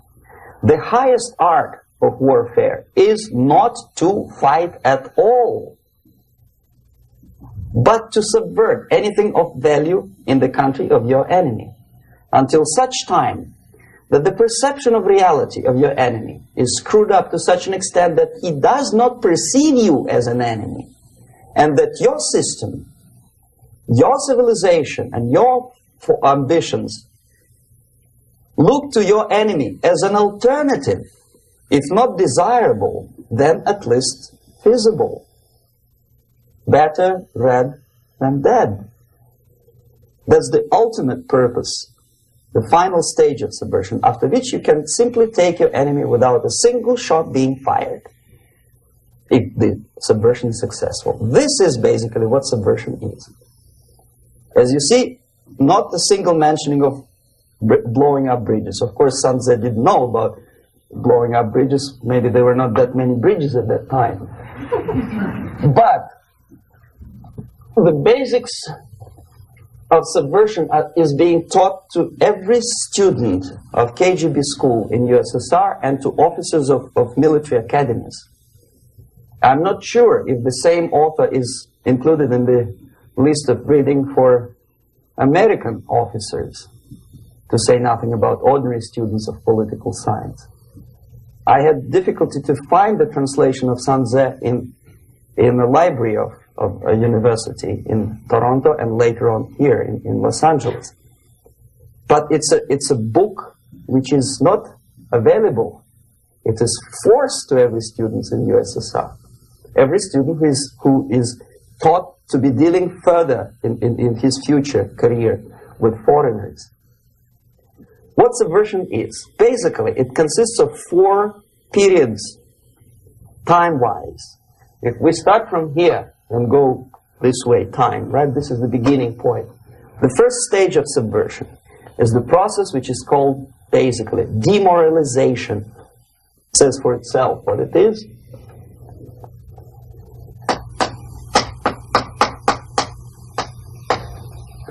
It takes from, say, 15 to 20 years to demoralize a society. Why 15 or 20 years? This is the time sufficient to educate one generation of students or children. One generation, one lifetime span of a person, a human being, which is dedicated to study, to shaping up the outlook, ideology, personality. No more, no less. Usually it takes from 15 to 20 years. What it includes? It includes influencing, or by various methods, infiltration, propaganda methods, direct contacts, doesn't really matter. I will describe them later. Of various areas where public opinion is formulated or shaped. Religion, educational system, social life, administration, law enforcement system, military, of course, and labor and employer relations, economy. Okay? 5 areas. I will not write them down because we will not have enough space. Sometimes when I describe all the methods, students ask me question, are you sure this is the result of the Soviet influence? Not necessarily. You see, the tactic of subversion, about which I'm talking, is similar to the martial art, the Japanese martial art. If some of you are familiar with that tactic, probably you will remember that if an enemy is bigger and heavier than yourself, it would be very painful to resist his direct strike. If a heavier person wants to strike me in the face, it would be very naive and counterproductive to stop his blow. The Chinese and Japanese judo art tells us what to do. First to avoid the strike, then to grab the fist and continue his movement in the direction where it was before, right? Until the enemy crashes in the wall. You see? So, what happens here? the target country obviously does something wrong, if it's a free democratic society, there are many different movements within the society. There are obviously, in every society, there are people who are against this society. They may be simple criminals, ideologically in disagreement with the state policy, conscientious enemies, simply psychotic personalities who are against anything. Right? And finally, there are a small group of agents of a foreign nation, bought, subverted, recruited. Right? The moment all these movements will be directed in one direction, right? This is the time to catch that movement and to continue it until the movement forces the whole society into collapse, into crisis, right? So that's exactly the martial art tactic. We don't stop an enemy. We let him go. We help him to go in the direction we want them to go. Okay? So, on the stage of demoralization, obviously there are tendencies in each society, in each country, which are going to opposite direction from the basic moral values and principles. To take advantage of these movements, to capitalize on them, is the main purpose of the originator of subversion. So we have religion, we have education, we have social life, we have power structure, we have labor relations, unions, and finally we have law and order. 1, 2, 3, 4, 5, 6. Okay? These are the areas of application of subversion. What it means exactly? In case of religion, destroy it, ridicule it, replace it with various sects, cults, which bring people's attention, faith, whether it is naive, primitive, doesn't really matter. As long as the basically accepted religious dogma is being slowly eroded and taken away from the supreme purpose of religion, to keep people in touch with the supreme being, that serves the purpose. Therefore, replace it, accepted, respected religious organizations with fake organizations. Distract people's attention from the real faith and attract them to various different faiths. Education. Distract them from learning something which is constructive, pragmatic, efficient. Instead of mathematics, physics, foreign languages, chemistry, teach them history of urban warfare, natural food, home economy, your sexuality, anything, as long as it takes you away. Okay? Social life. Replace traditionally established institutions and organizations with fake organizations. Take away the initiative from people. Take away the responsibility from naturally established links between individuals, group of individuals, and society at large, and replace them with artificially, bureaucratically controlled bodies. Instead of social life and friendship between neighbors, establish social workers institutions. People who are on payroll of whom? Society? No. Bureaucracy. The main concern of social workers is not your family, not you, not social relations between groups of people. The main concern is to get the paycheck from the government. What will be the result of their social work doesn't really matter. They can develop all kind of concepts to show to the government and to the people that they're useful. Okay. Away from the natural links. Power structure. Okay. The natural bodies of administration, which are traditionally either elected by people at large or appointed by elected leaders of society, are being actively substituted by artificial bodies. The bodies of people, groups of people, whom nobody elected.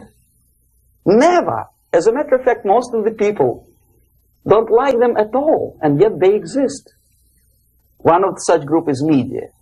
Who elected them?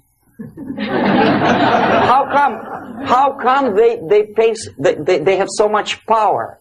Almost monopolistic power on your mind. They can rape your mind. But who elected them? How come they have a nerve to decide what is good and what is bad for the elected by you, president, and his administration? Who the hell are they? Spiro Agnew, who was hated by the liberal left, called them a bunch of enfeebled snobs. And that's exactly what they are. They think they know. They don't. The level of mediocrity in a big establishment like New York Times, Los Angeles Times, major television network, you don't have to be excellent journalist. You have to be exactly a mediocre journalist. That's easier to survive. There's no competition anymore. You have your good, nice income, $100,000 a year. That's it. Whether you are better or worse doesn't really matter anymore. As soon as you're smiling to the camera and do your job. That's it. No more competition. Power structure slowly is eroded by the bodies and groups of people who do not have neither qualification nor the will of people to keep them in power, and yet they do have power. Okay. Together with that, there is another process. Law enforcement, law and order organization and structure is being eroded. For the last 20, 25 years, if you see old movies and new movies, you can see that in new movies, a policeman, an officer of the United States Army looks dumb, angry, psychotic, paranoid. A criminal looks nice, kind of, well, he smokes hash and shoots the whatever drug. But basically, he's a nice human being. He's creative. And he's unproductive only because society oppresses him. Whereby a general of Pentagon is always, by definition, a war maniac. A policeman is a pig, rude policeman. He abuses his power. No? A generalization like that. The hatred, the mistrust to the people who are supposed to protect you and enforce law and order. Moral relativity. The Angelo Buono process lasted 2 years in Los Angeles. And yet there are still some lawyers who say, look, he's a nice character, as a matter of fact. There was some witness who said, also a criminal, who said, well, he's a nice guy. I asked him one day to burn a house of my enemy, and he wouldn't do it. He's a nice fella. Erosion. A slow substitution of basic moral principles, whereby a criminal is not a criminal, actually. He's a defendant. Even if his guilt is proven, there is still a doubt. To kill or not to kill, to be or not to be. Thou shalt not kill, yes. But this line may not necessarily be applicable to a murderer. Thou shalt not murder. That should be the presumption, not that thou shalt not kill. Okay, labor relations. At this stage, within 15 to 20 years, we destroy the traditionally established links of bargaining between employer and employee. The classical Marxist-Leninist theory of natural exchange of goods. A person A has 5 sacks of grain and person B has 5 pairs of shoes. And the natural exchange without money is when they bargain between each other. And only with the introduction of the third force, C, an entirely third foreign stranger who says, no, don't give him 5 sacks of grain, give it to me. And you give me your 5 pairs of shoes, and I will distribute it accordingly. So that the economy will go. This is the death of natural exchange, death of natural bargaining. Well, trade unions were established 100 years ago. The objective was to improve working conditions and to protect the rights of workers from those employers who were abusing their right because they had more money. Objectively, at that time, initially, the trade union movement did work. What we see now is that the bargaining process is no longer resulting in the compromise, which is leading objectively to betterment of working conditions and increase of salary. What we see is that after each prolonged strike, the workers lose. Even if they have 10% increase of their salaries, they cannot catch up due to inflation and due to missed time. More than that, millions of people suffer from that strike because economy now is interdependent. It's intertwined like one body. If previously steel workers, say 100 years ago, could strike and nobody would suffer, now it's impossible anymore. If a garbage collector strikes today, the rest of the multi-million city is stinking. I mean, there's no more service. In Quebec, for example, we had the electricians who were on strike in the middle of winter. You can freeze your bottom, and they still were on strike. Did they catch up with the salary? No, they lost. Who benefited? The leaders of trade union. What is the motivation for strike? Improving of workers' condition? No, obviously it's not. Then what is it? Ideology. To prove to these capitalists. And the obedient horde of workers, like sheep, follow these people. And they cannot disobey. Why? Because if they do, you know what happens to them. Pickets, murders, shooting truck drivers by picketers. In Montreal, for example, I saw with my own eyes when I was correspondent of CBC International, Canadian Broadcasting Corporation, when the workers of aircraft factory destroyed computers and the equipment in the factory. And the administration employed strike breakers. Their cars were turned upside down and burned. Their houses were burned. Their kids were intimidated. And some victims were there. Of that we can be sure. Why? To improve conditions of workers? No. Ideology. Okay, so this is what happens basically.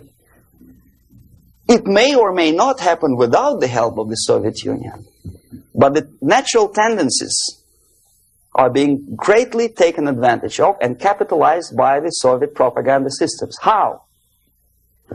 Whenever trade union strikes, we have influx of propaganda, mass media, ideological dissemination. The workers' right. And we repeat it like parrots. Yes, workers' right. Whose rights? Workers? No. The only freedom of worker to sell his labor according to his own desire and will is taken away from him. By whom? By trade union boss. Unlimited power is given. Responsibility. I want to sell my labor not for $2.50 an hour, but for $2. I don't have right. My freedom is denied to me. I know that if I sell my work for $2 an hour, not for $3 an hour, I will compete better with the other guy who is lazy and more greedy. I don't need $3. I need only $2. No, I was made to believe by media, by business, by advertising agencies that I need more and more and more. Have you ever heard any advertising on TV to consume less? No. No way. Whether you need a six-cylinder car or not, you have to buy it. And hurry up. When I was driving here, on the local radio station, an excited announcer said, "You hurry up, rush and save, save, save. There is a pantyhose sale." Save by buying more. See? Of course. It would be too naive to expect that KGB makes that advertising agency to do such a crazy commercial. No, of course not. But what we did when I was working for Novosti Press, we would snow plow editorial offices, student organizations, religious groups with literature of class struggle. If not directly Marxism-Leninism propaganda, then a propaganda of the legitimate aspirations of working class, betterment of life, equality. Equality, mind you. President Kennedy once said, we will make America to believe that people are born equal. Are people born equal? Is there any mentioning in the Bible or any other holy scripture in any religion, if you don't believe me, go to the library and check it. There is not a single word about equality. Just the opposite. By your deeds, God will judge you. What you do is important. The merit of your personality. You cannot legislate equality. If you want to be equal, you have to be equal. You have to deserve it. And yet we build our society on the principle of equality. We say people are equal. We know it is false. It's a lie. Some people are tall and stupid. Others are short, bold, and clever.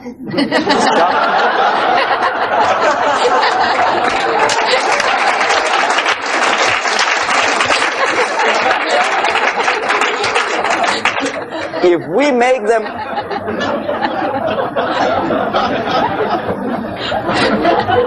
make them equal by force, if we put the principle of equality in the basis of our socio-political structure, it's the same thing as building a house on sand. Sooner or later it will collapse, and that's exactly what happens. And we, as Soviet propaganda makers, are trying to push you in the direction which you go yourself. Equality, yes, equality. People are equal. Land of equal opportunities. Is it true or not? Think about it.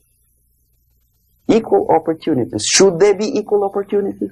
For me and for a lazy bastard who comes here from some other country and immediately registers as a welfare recipient benefits? I never received a single dollar. No, sorry, I did receive once. But I never applied for welfare. For the 13 years, I took any job. Security guard, journalist, taxi driver, anything. Well, I was restless, but some people don't like it. They immediately. So why should we have equal opportunities? Why? The equal opportunity to excel.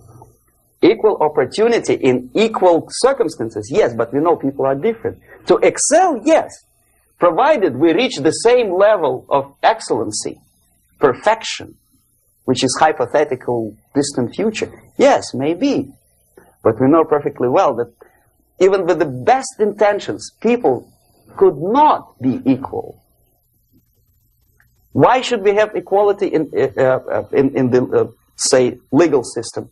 Myself, I'm considering myself a law-abiding citizen, and a person who comes here to rob and shoot, say, the United States administration under Carter, imported thousands of Cuban criminals. They were non-criminals, yet they were accepted. Do you think it's fair if myself and my wife from Philippines, who work like a, excuse me, horse, as a lab technician in the hospital, should have the same rights as a criminal from Cuba? Why? And yet we repeat as parents, equality, equality, equality. And the Soviet propaganda system helps us to believe that equality is something which is desirable. Democracy, as it was established by fathers of this country, of this system in the last century, is not equality. It's the system where different people, unequal people, have a chance to survive and help each other in constant competition, in constant perfection. Not inequality, which is superimposed from a godfather or nice person in Washington, D.C. And the absolute equality exists in Soviet Union, quote-unquote equality. Everybody is equal in dirt, except some people are more equal than the others in Politburo. So, the moment you bring a country to the point of almost total demoralization, when nothing works anymore, when you are not sure whether it is right or wrong, good and bad, but there's no division between evil and good, when even the leaders of church sometimes say, well, violence for the sake of justice, especially social justice, is justified in countries like Nicaragua, El Salvador, well, maybe Rhodesia, and we listen to them and say, yeah, probably it's true. Is it true? No, it is not true. Violence is not justified, especially for the sake of quote-unquote social justice introduced by Marxist-Leninists. That is my former colleague from Novosti Press Agency. Okay, so we reached that point. The next step is destabilization.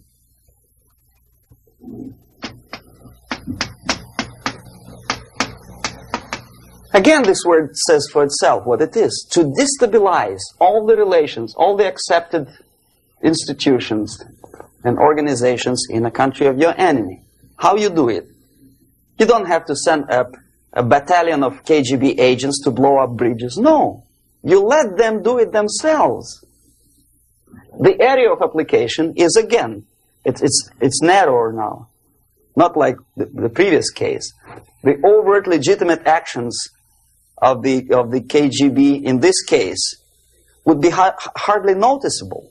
There is no crime if a professor who recently went to USSR introduces a course of Marxism-Leninism in a Californian college, for example. Nobody is going to come to his doorstep and say, okay, mister, come, you are under arrest. No, it's not a crime. It's not even considered a moral crime against your country.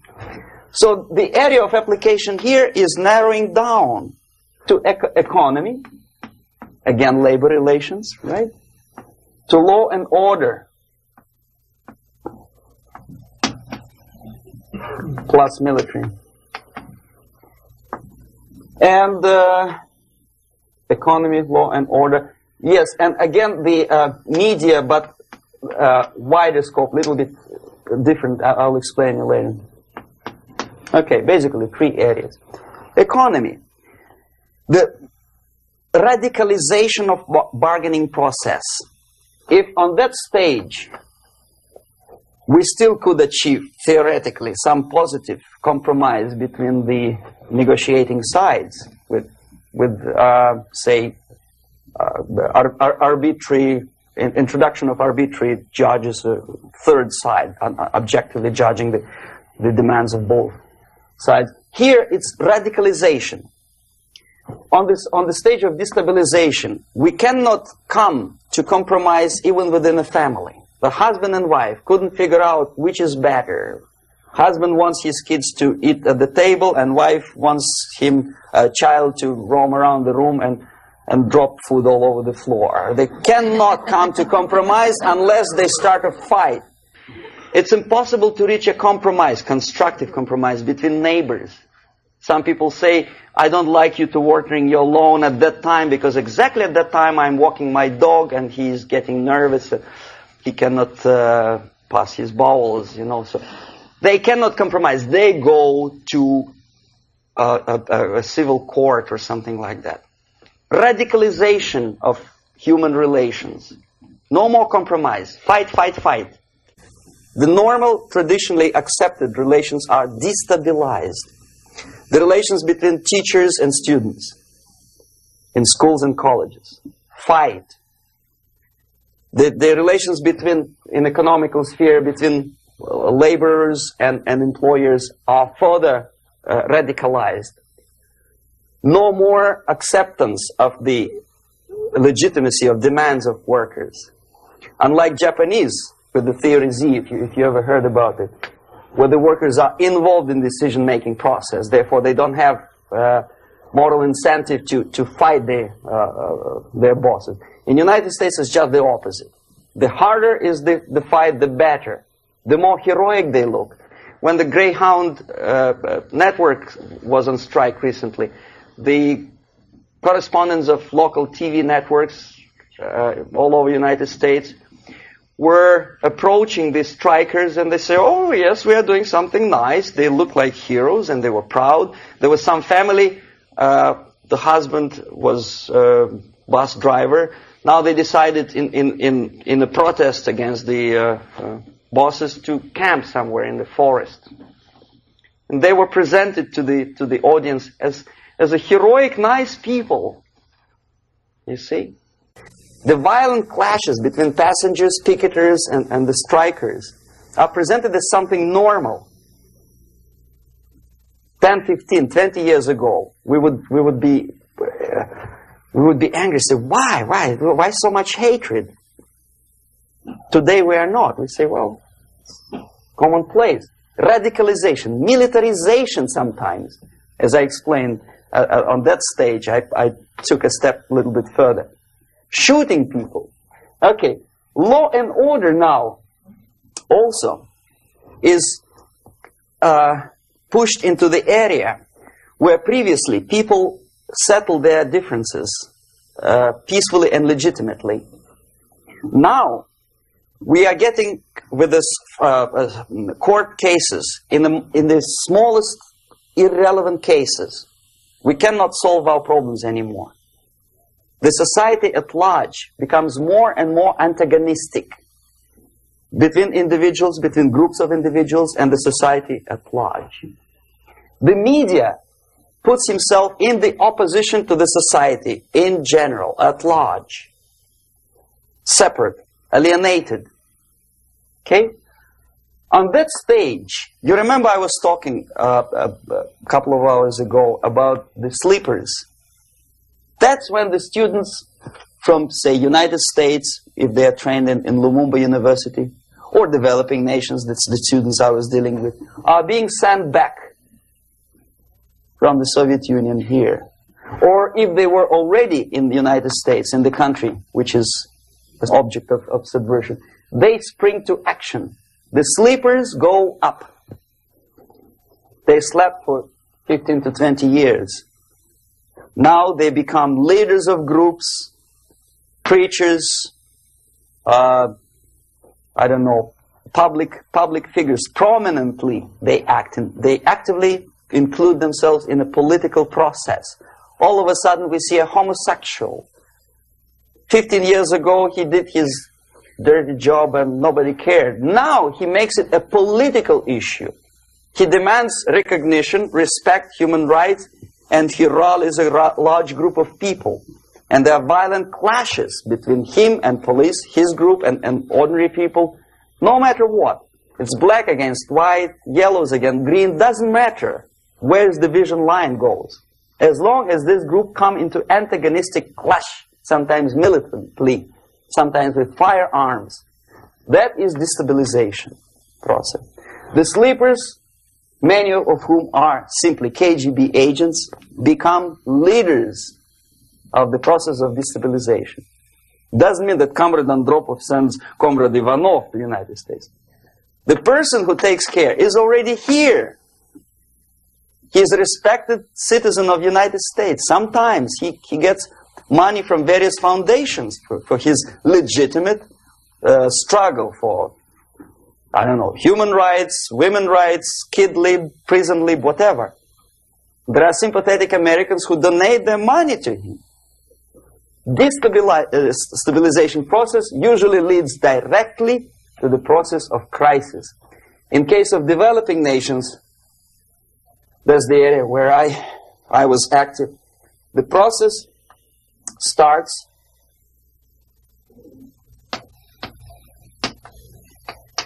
when the legitimate bodies of power, the social structure collapse. It cannot function anymore.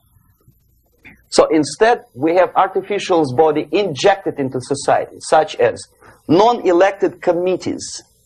You remember I was talking about them here.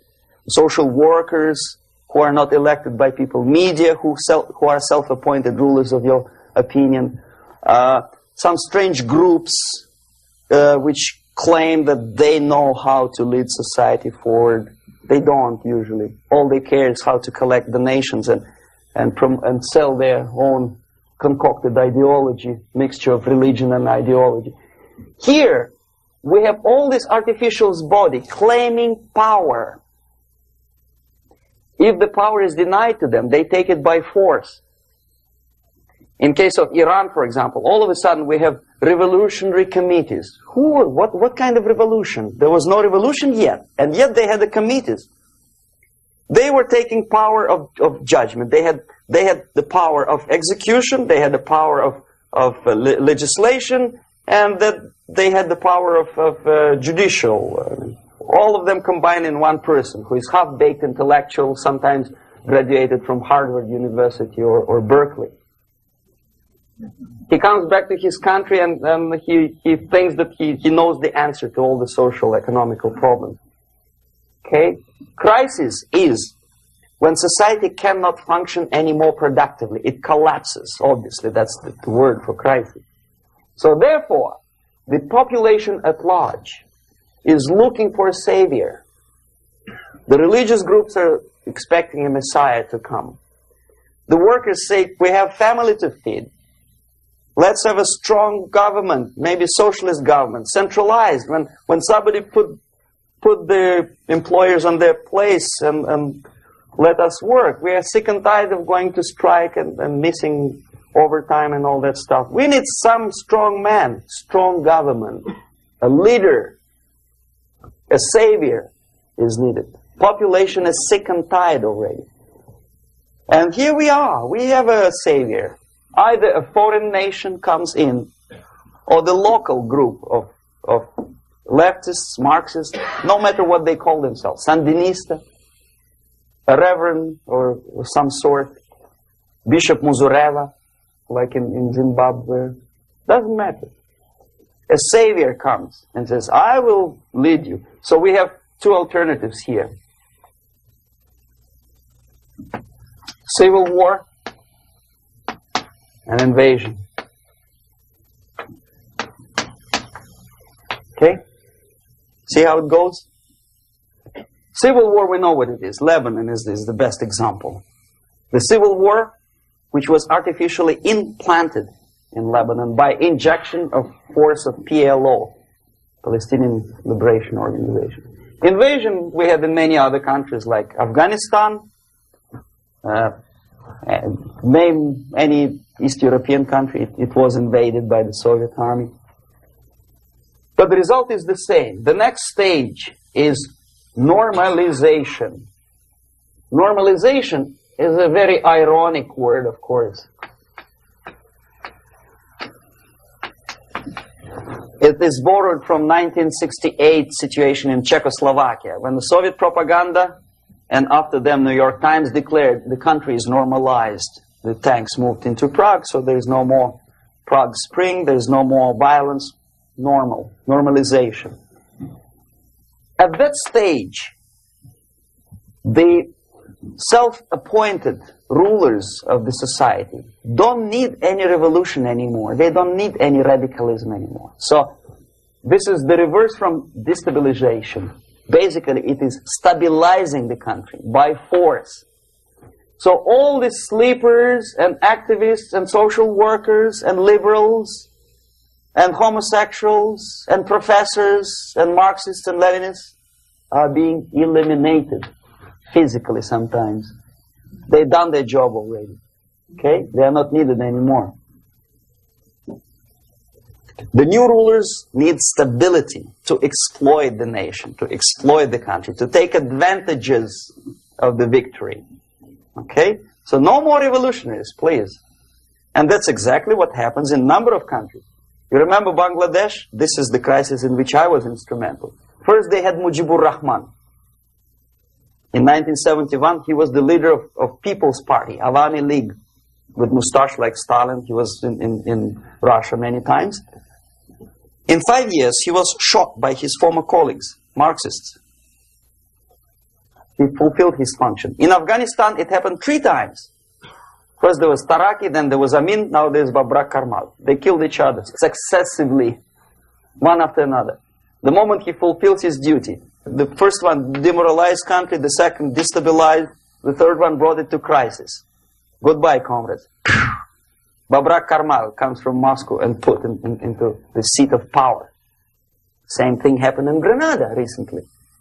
Maurice Bishop, Marxist, was killed by Austin, what's his name, General something, who was also a Marxist. Right? So no more revolutions, please. Normalization now. From now on, no more strikes, no more homosexuals, no more women lib, no more kid lib, no more lib, period. Good, solid, democratic, proletarian freedom. That's it.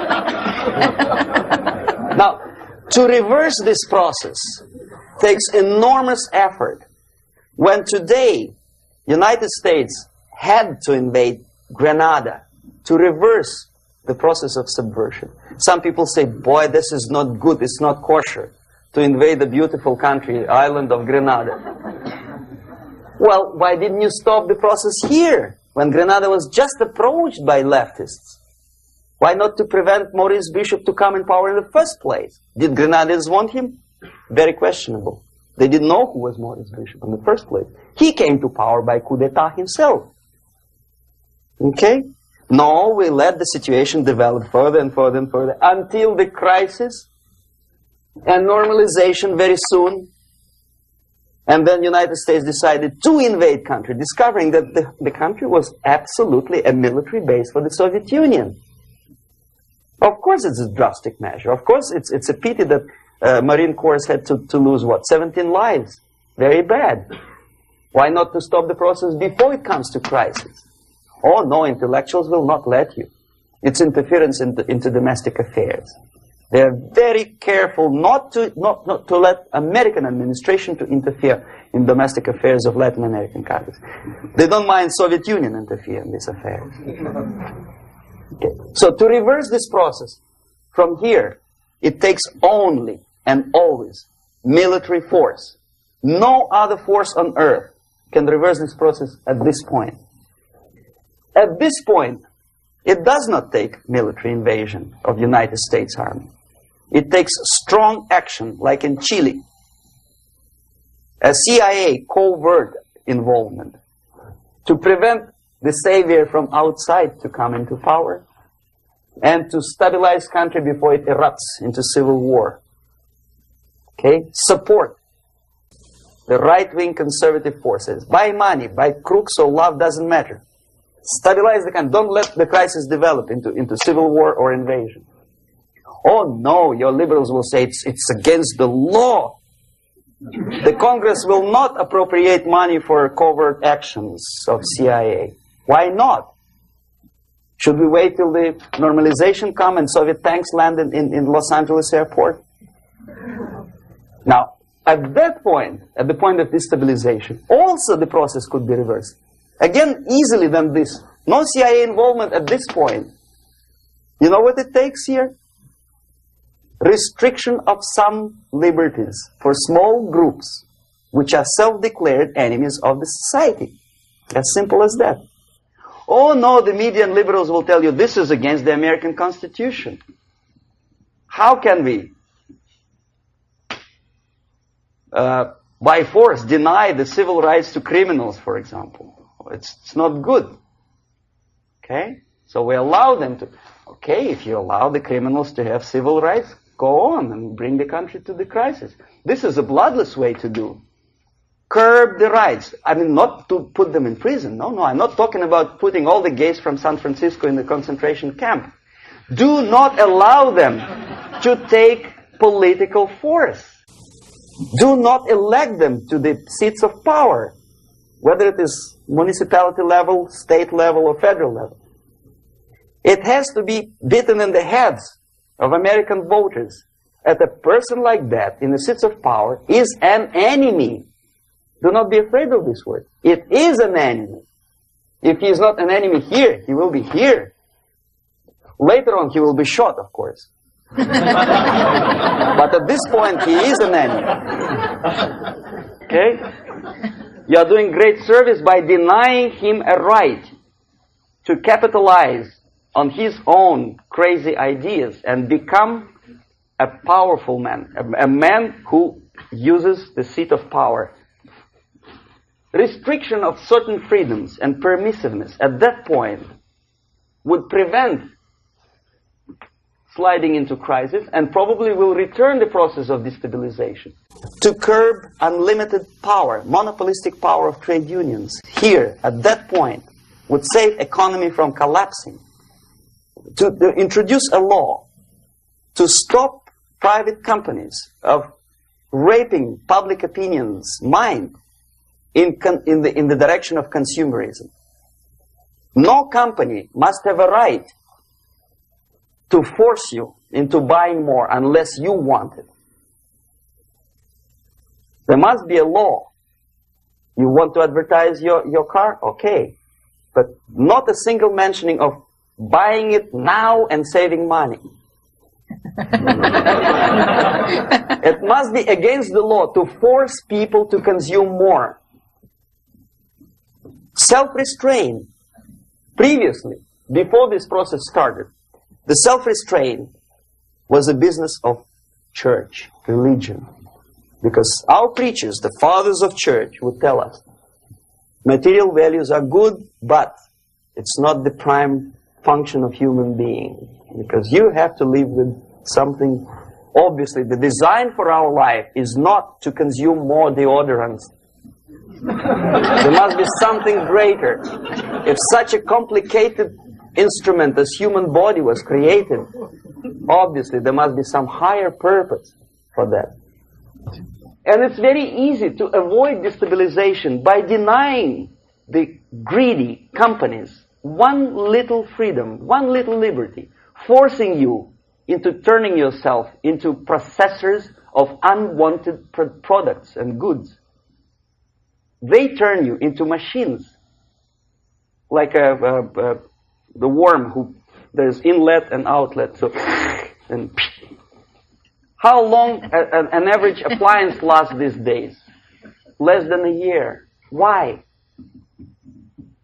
Where's workmanship? Oh, we want you to buy more. Okay.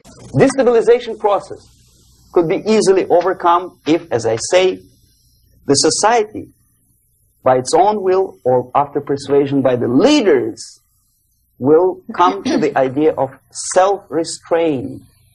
It's so hard, we want to consume more, but you have to.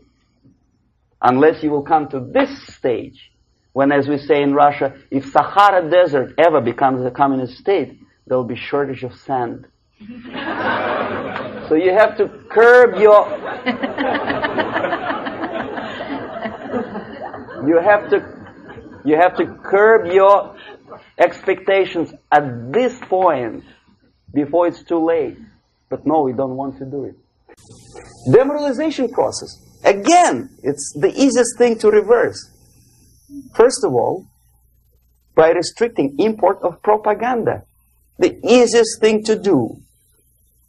Unlimited, unrestrained import of Soviet literature, Soviet journalists, giving Soviet propaganda and ideological agitators equal time on American TV network. It has to be stopped. And it's easy. They won't be offended, mind you. As a matter of fact, they will respect America more. But when my former colleague Vladimir Posner appears on Nightline and Ted Koppel asks him, well, Vladimir, what do you think about this? And what can he think? He is an instrument of propaganda. He thinks what Comrade Andropov tells him to think. He's just a nice, articulate mouthpiece of the Soviet subversion system. And Ted Koppel makes you believe that my friend Vladimir Posner thinks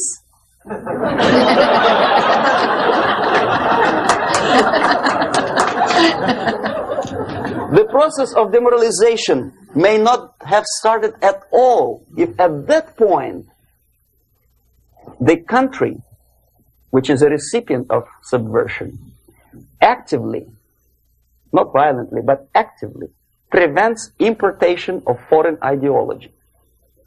I don't want America to follow the pattern of ancient Japan.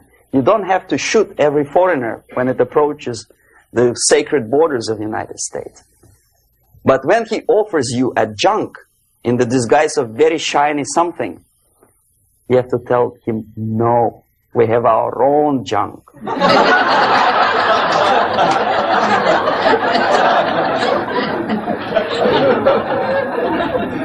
If at that point the society is strong, brave, and conscientious enough to stop importation of ideas which are foreign,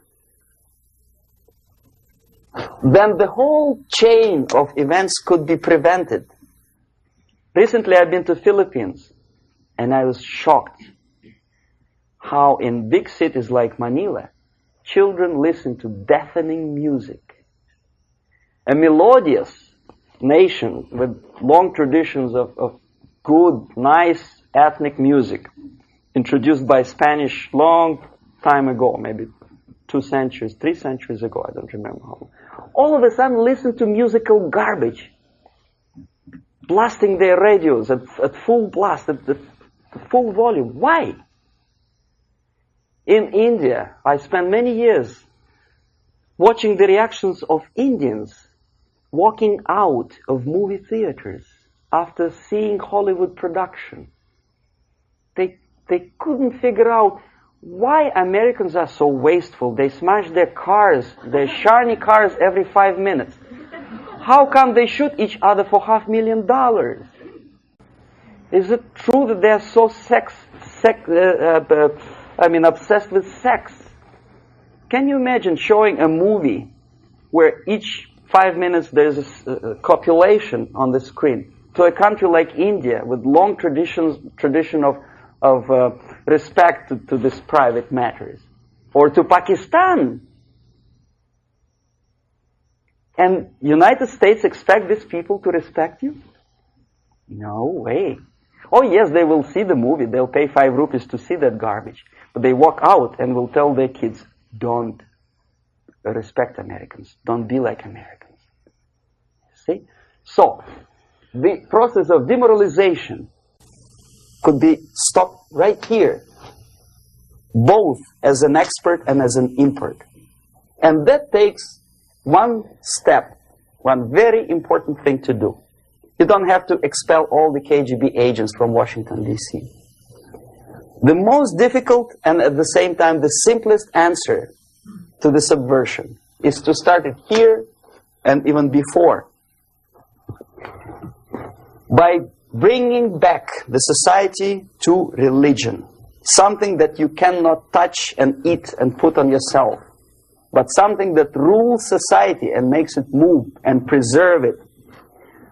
A Soviet scientist, Shafarevich, who has nothing to do with religion, he is a computer scientist, did a very intensive research on the history of socialist countries. He calls socialist or communist any country with a centralized economy and a pyramidal style of power structure. And he discovered, actually he didn't discover it, he just brought to attention of his readers, that civilizations like Mohenjo-Daro in the river Indus area, like Egypt, like Maya, Incas, like Babylonian culture, collapsed and disappeared from the surface of Earth. The moment they lost religion, as simple as that, they disintegrated. Nobody remembers about them anymore. Well, distantly. So, the ideas are moving society and keeping mankind as society of human beings, intelligent, moral agents of God. The facts, the truth, the exact knowledge may not. All the sophisticated technology and computers will not prevent society from disintegrating and eventually dying out. Have you ever met a person who would sacrifice his life, freedom, for the truth like that? This is truth. I never met a person who said, this is truth and I'm ready to shoot me. To defend the truth. Right? But millions sacrifice their life, freedom, comfort, everything for things like God. Like Jesus Christ. It's an honor. Some martyrs in the Soviet concentration camp died. And they died in peace. Unlike those who shouted, "Long live Stalin," knowing perfectly well that he may not live long. Something which is not material moves society and helps it to survive. And the other way around. The moment we turn into 2 by 2 is 4 and make it a guiding principle of our life, our existence, we die. Even though this is true, and this we cannot prove. We only can feel and have faith in it. So the answer to ideological subversion, strangely enough, is very simple. You don't have to shoot people. You don't have to aim missiles and Pershings and cruise missiles at Andropov's headquarters. You simply have to have faith and prevent subversion. In other words, not to be a victim of subversion. Don't try to be a person who in judo is trying to smash your enemy and being caught by your hand. Don't strike like that. Strike with the power of spirit and moral superiority. If you don't have that power, it's high time to develop it. And that's the only answer. That's it. Thank you.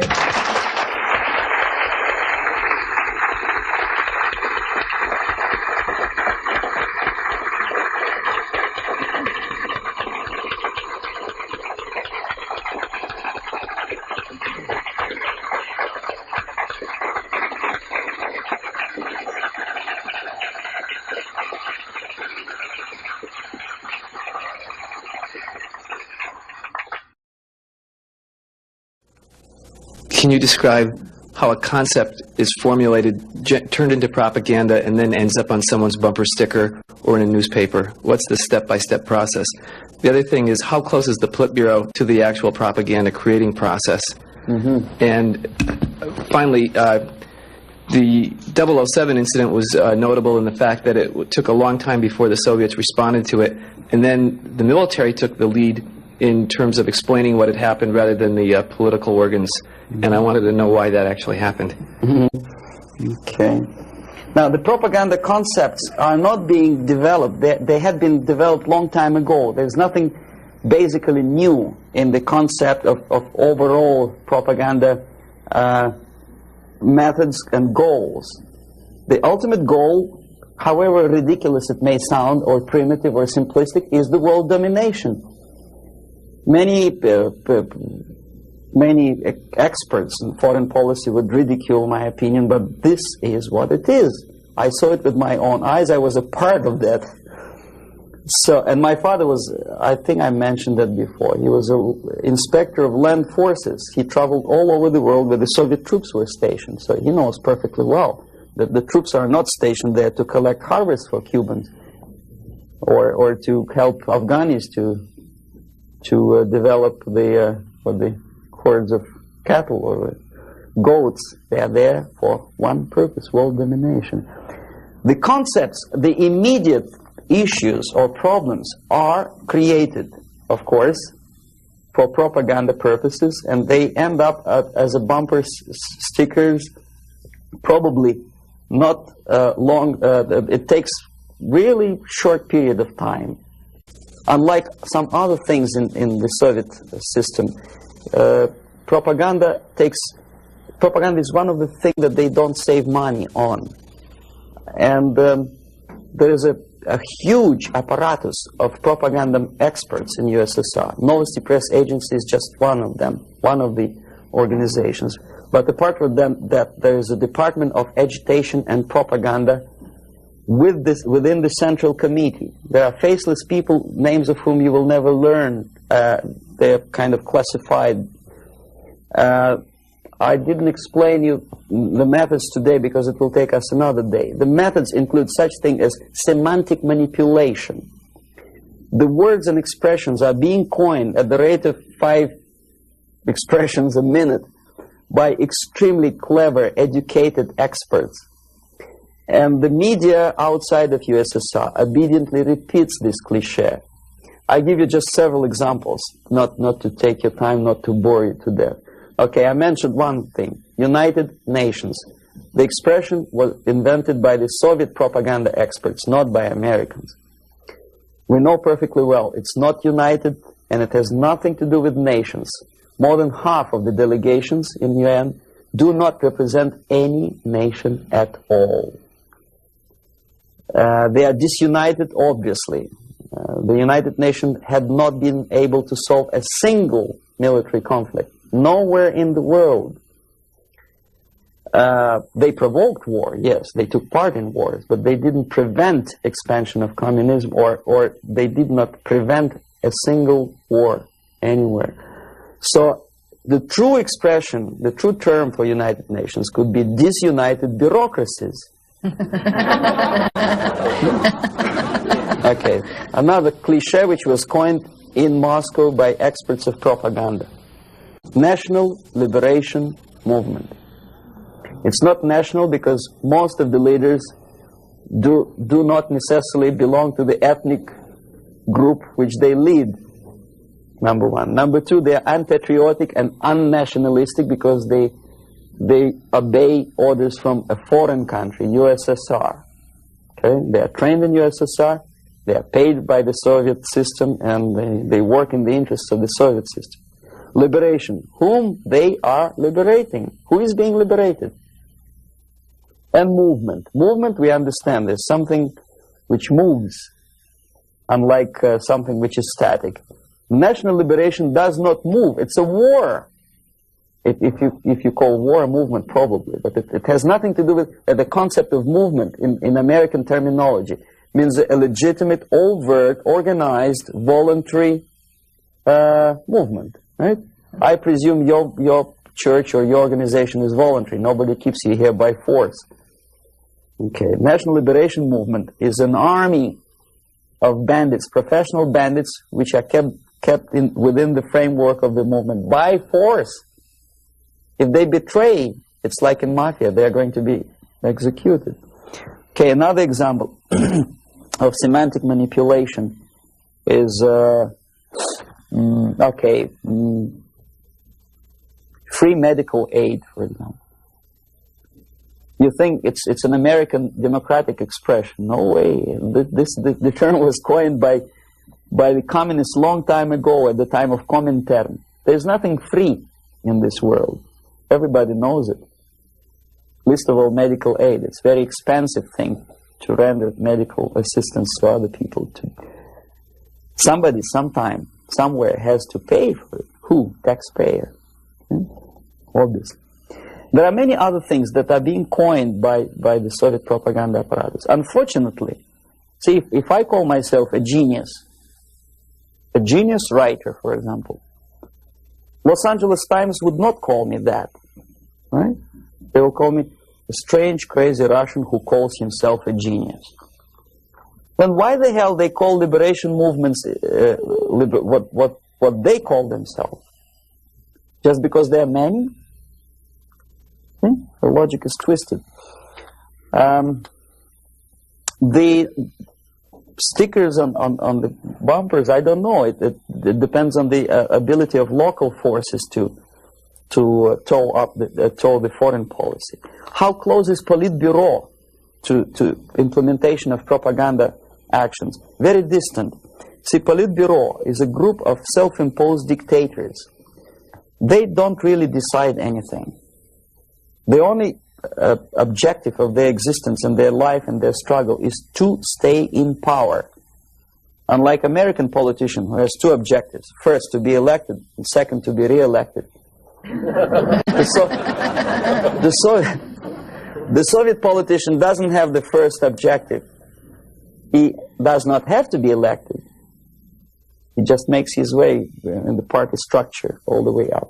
The election doesn't bother him at all. So the only purpose of his life is to stay where he is and don't rock the boat.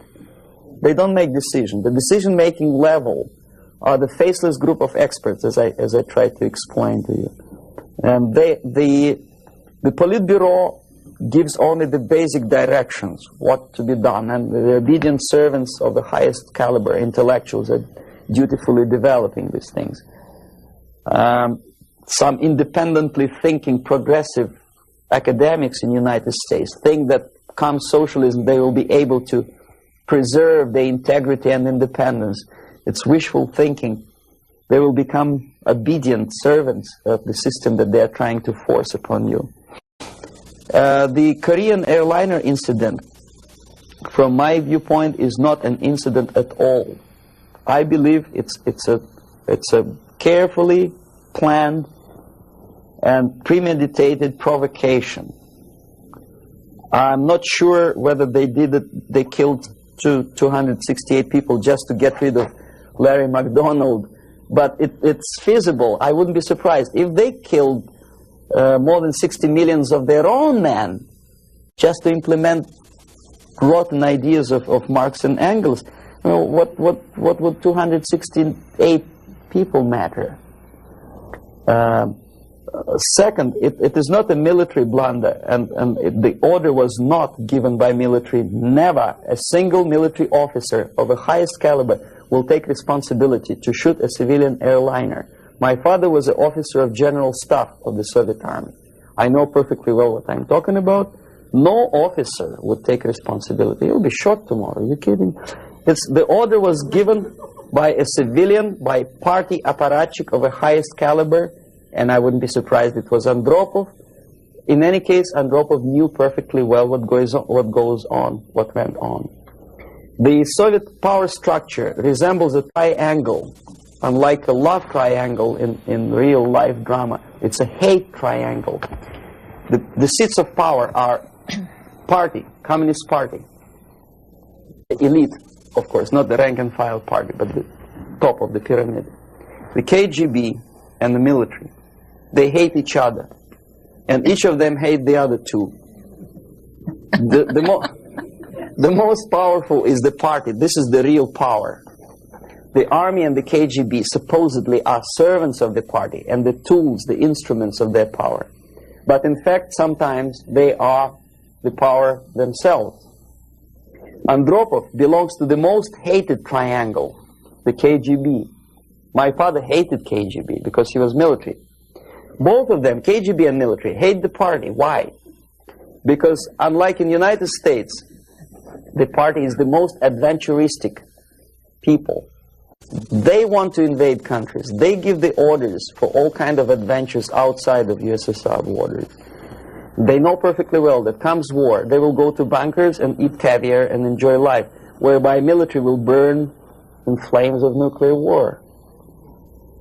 Marshal Grechko was against invasion into Czechoslovakia because he knew that he will have to demoralize his army. And the first two divisions, after facing the reality and seeing that Czechoslovakia is not being invaded by Americans, will get corrupted.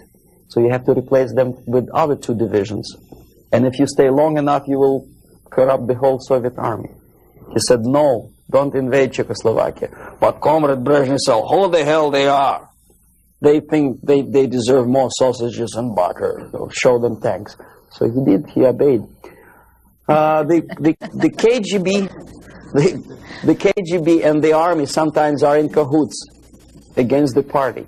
The recent rumor that Andropov was shot by son of Brezhnev is an indication that the other two corners of the power structure were really sick and tired of the Andropov's KGB purges. You know, there were purges. Many people lost their jobs, and some were arrested, and some committed suicide in the span of some 10 months since Andropov was sentenced to power. So that gives you an idea of the Korean airliner incident is premeditated provocation to create an international tension, because the only power on earth which is interested in provoking conflicts and preserving tension is the Soviet junta. That's the only justification of them being in power. If there is no enemy outside, they have to create him. If there is no war, they have to provoke it, to scare the hell out of taxpayers inside, and to keep themselves in power. There are so many theories. One of them is expressed by, I wouldn't say a friend of mine, but I know him. There's another defector, Nikolai Khokhlov, who defected long time before I even joined KGB. He was also a KGB in Western Europe. Now he teaches psychology in one of California universities. He thinks that the Soviet Union developed an ESP, would you believe it, system of influencing the perception and minds of people. And the generators of ESP willpower can be focused on individuals and groups of individuals so efficiently that you can literally focus that beam or whatever it is on a pilot or two pilots or three pilots and convince them that actually they are flying on the safe territory, so there is no need, you can convince them that there is no need to contact the ground-based station, and you can artificially draw the plane by brainwave into the Soviet airspace. Whether it is true or not, I don't know. But I know one thing, that when I was a student and I graduated from Oriental Studies Institute, one of my friends, he was an extremely intelligent Jewish boy. He graduated from the mathematical department of Moscow State University. After 3 years, I returned from India for vacation, and I met him in the during the reception at the Academy of Science, and I said, "What are you doing here?" He said, "I'm working in a secret research bureau." You know, the secret, which means basically defense industry, they don't have addresses, they have post box numbers.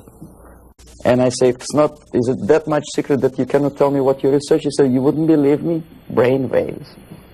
And I never saw him again. ESP, which officially in the Soviet media is described as a pseudoscience and decadent capitalist gimmick to sidetrack the minds of proletariat from the real issues of class struggle. But obviously KGB takes seriously that pseudoscience.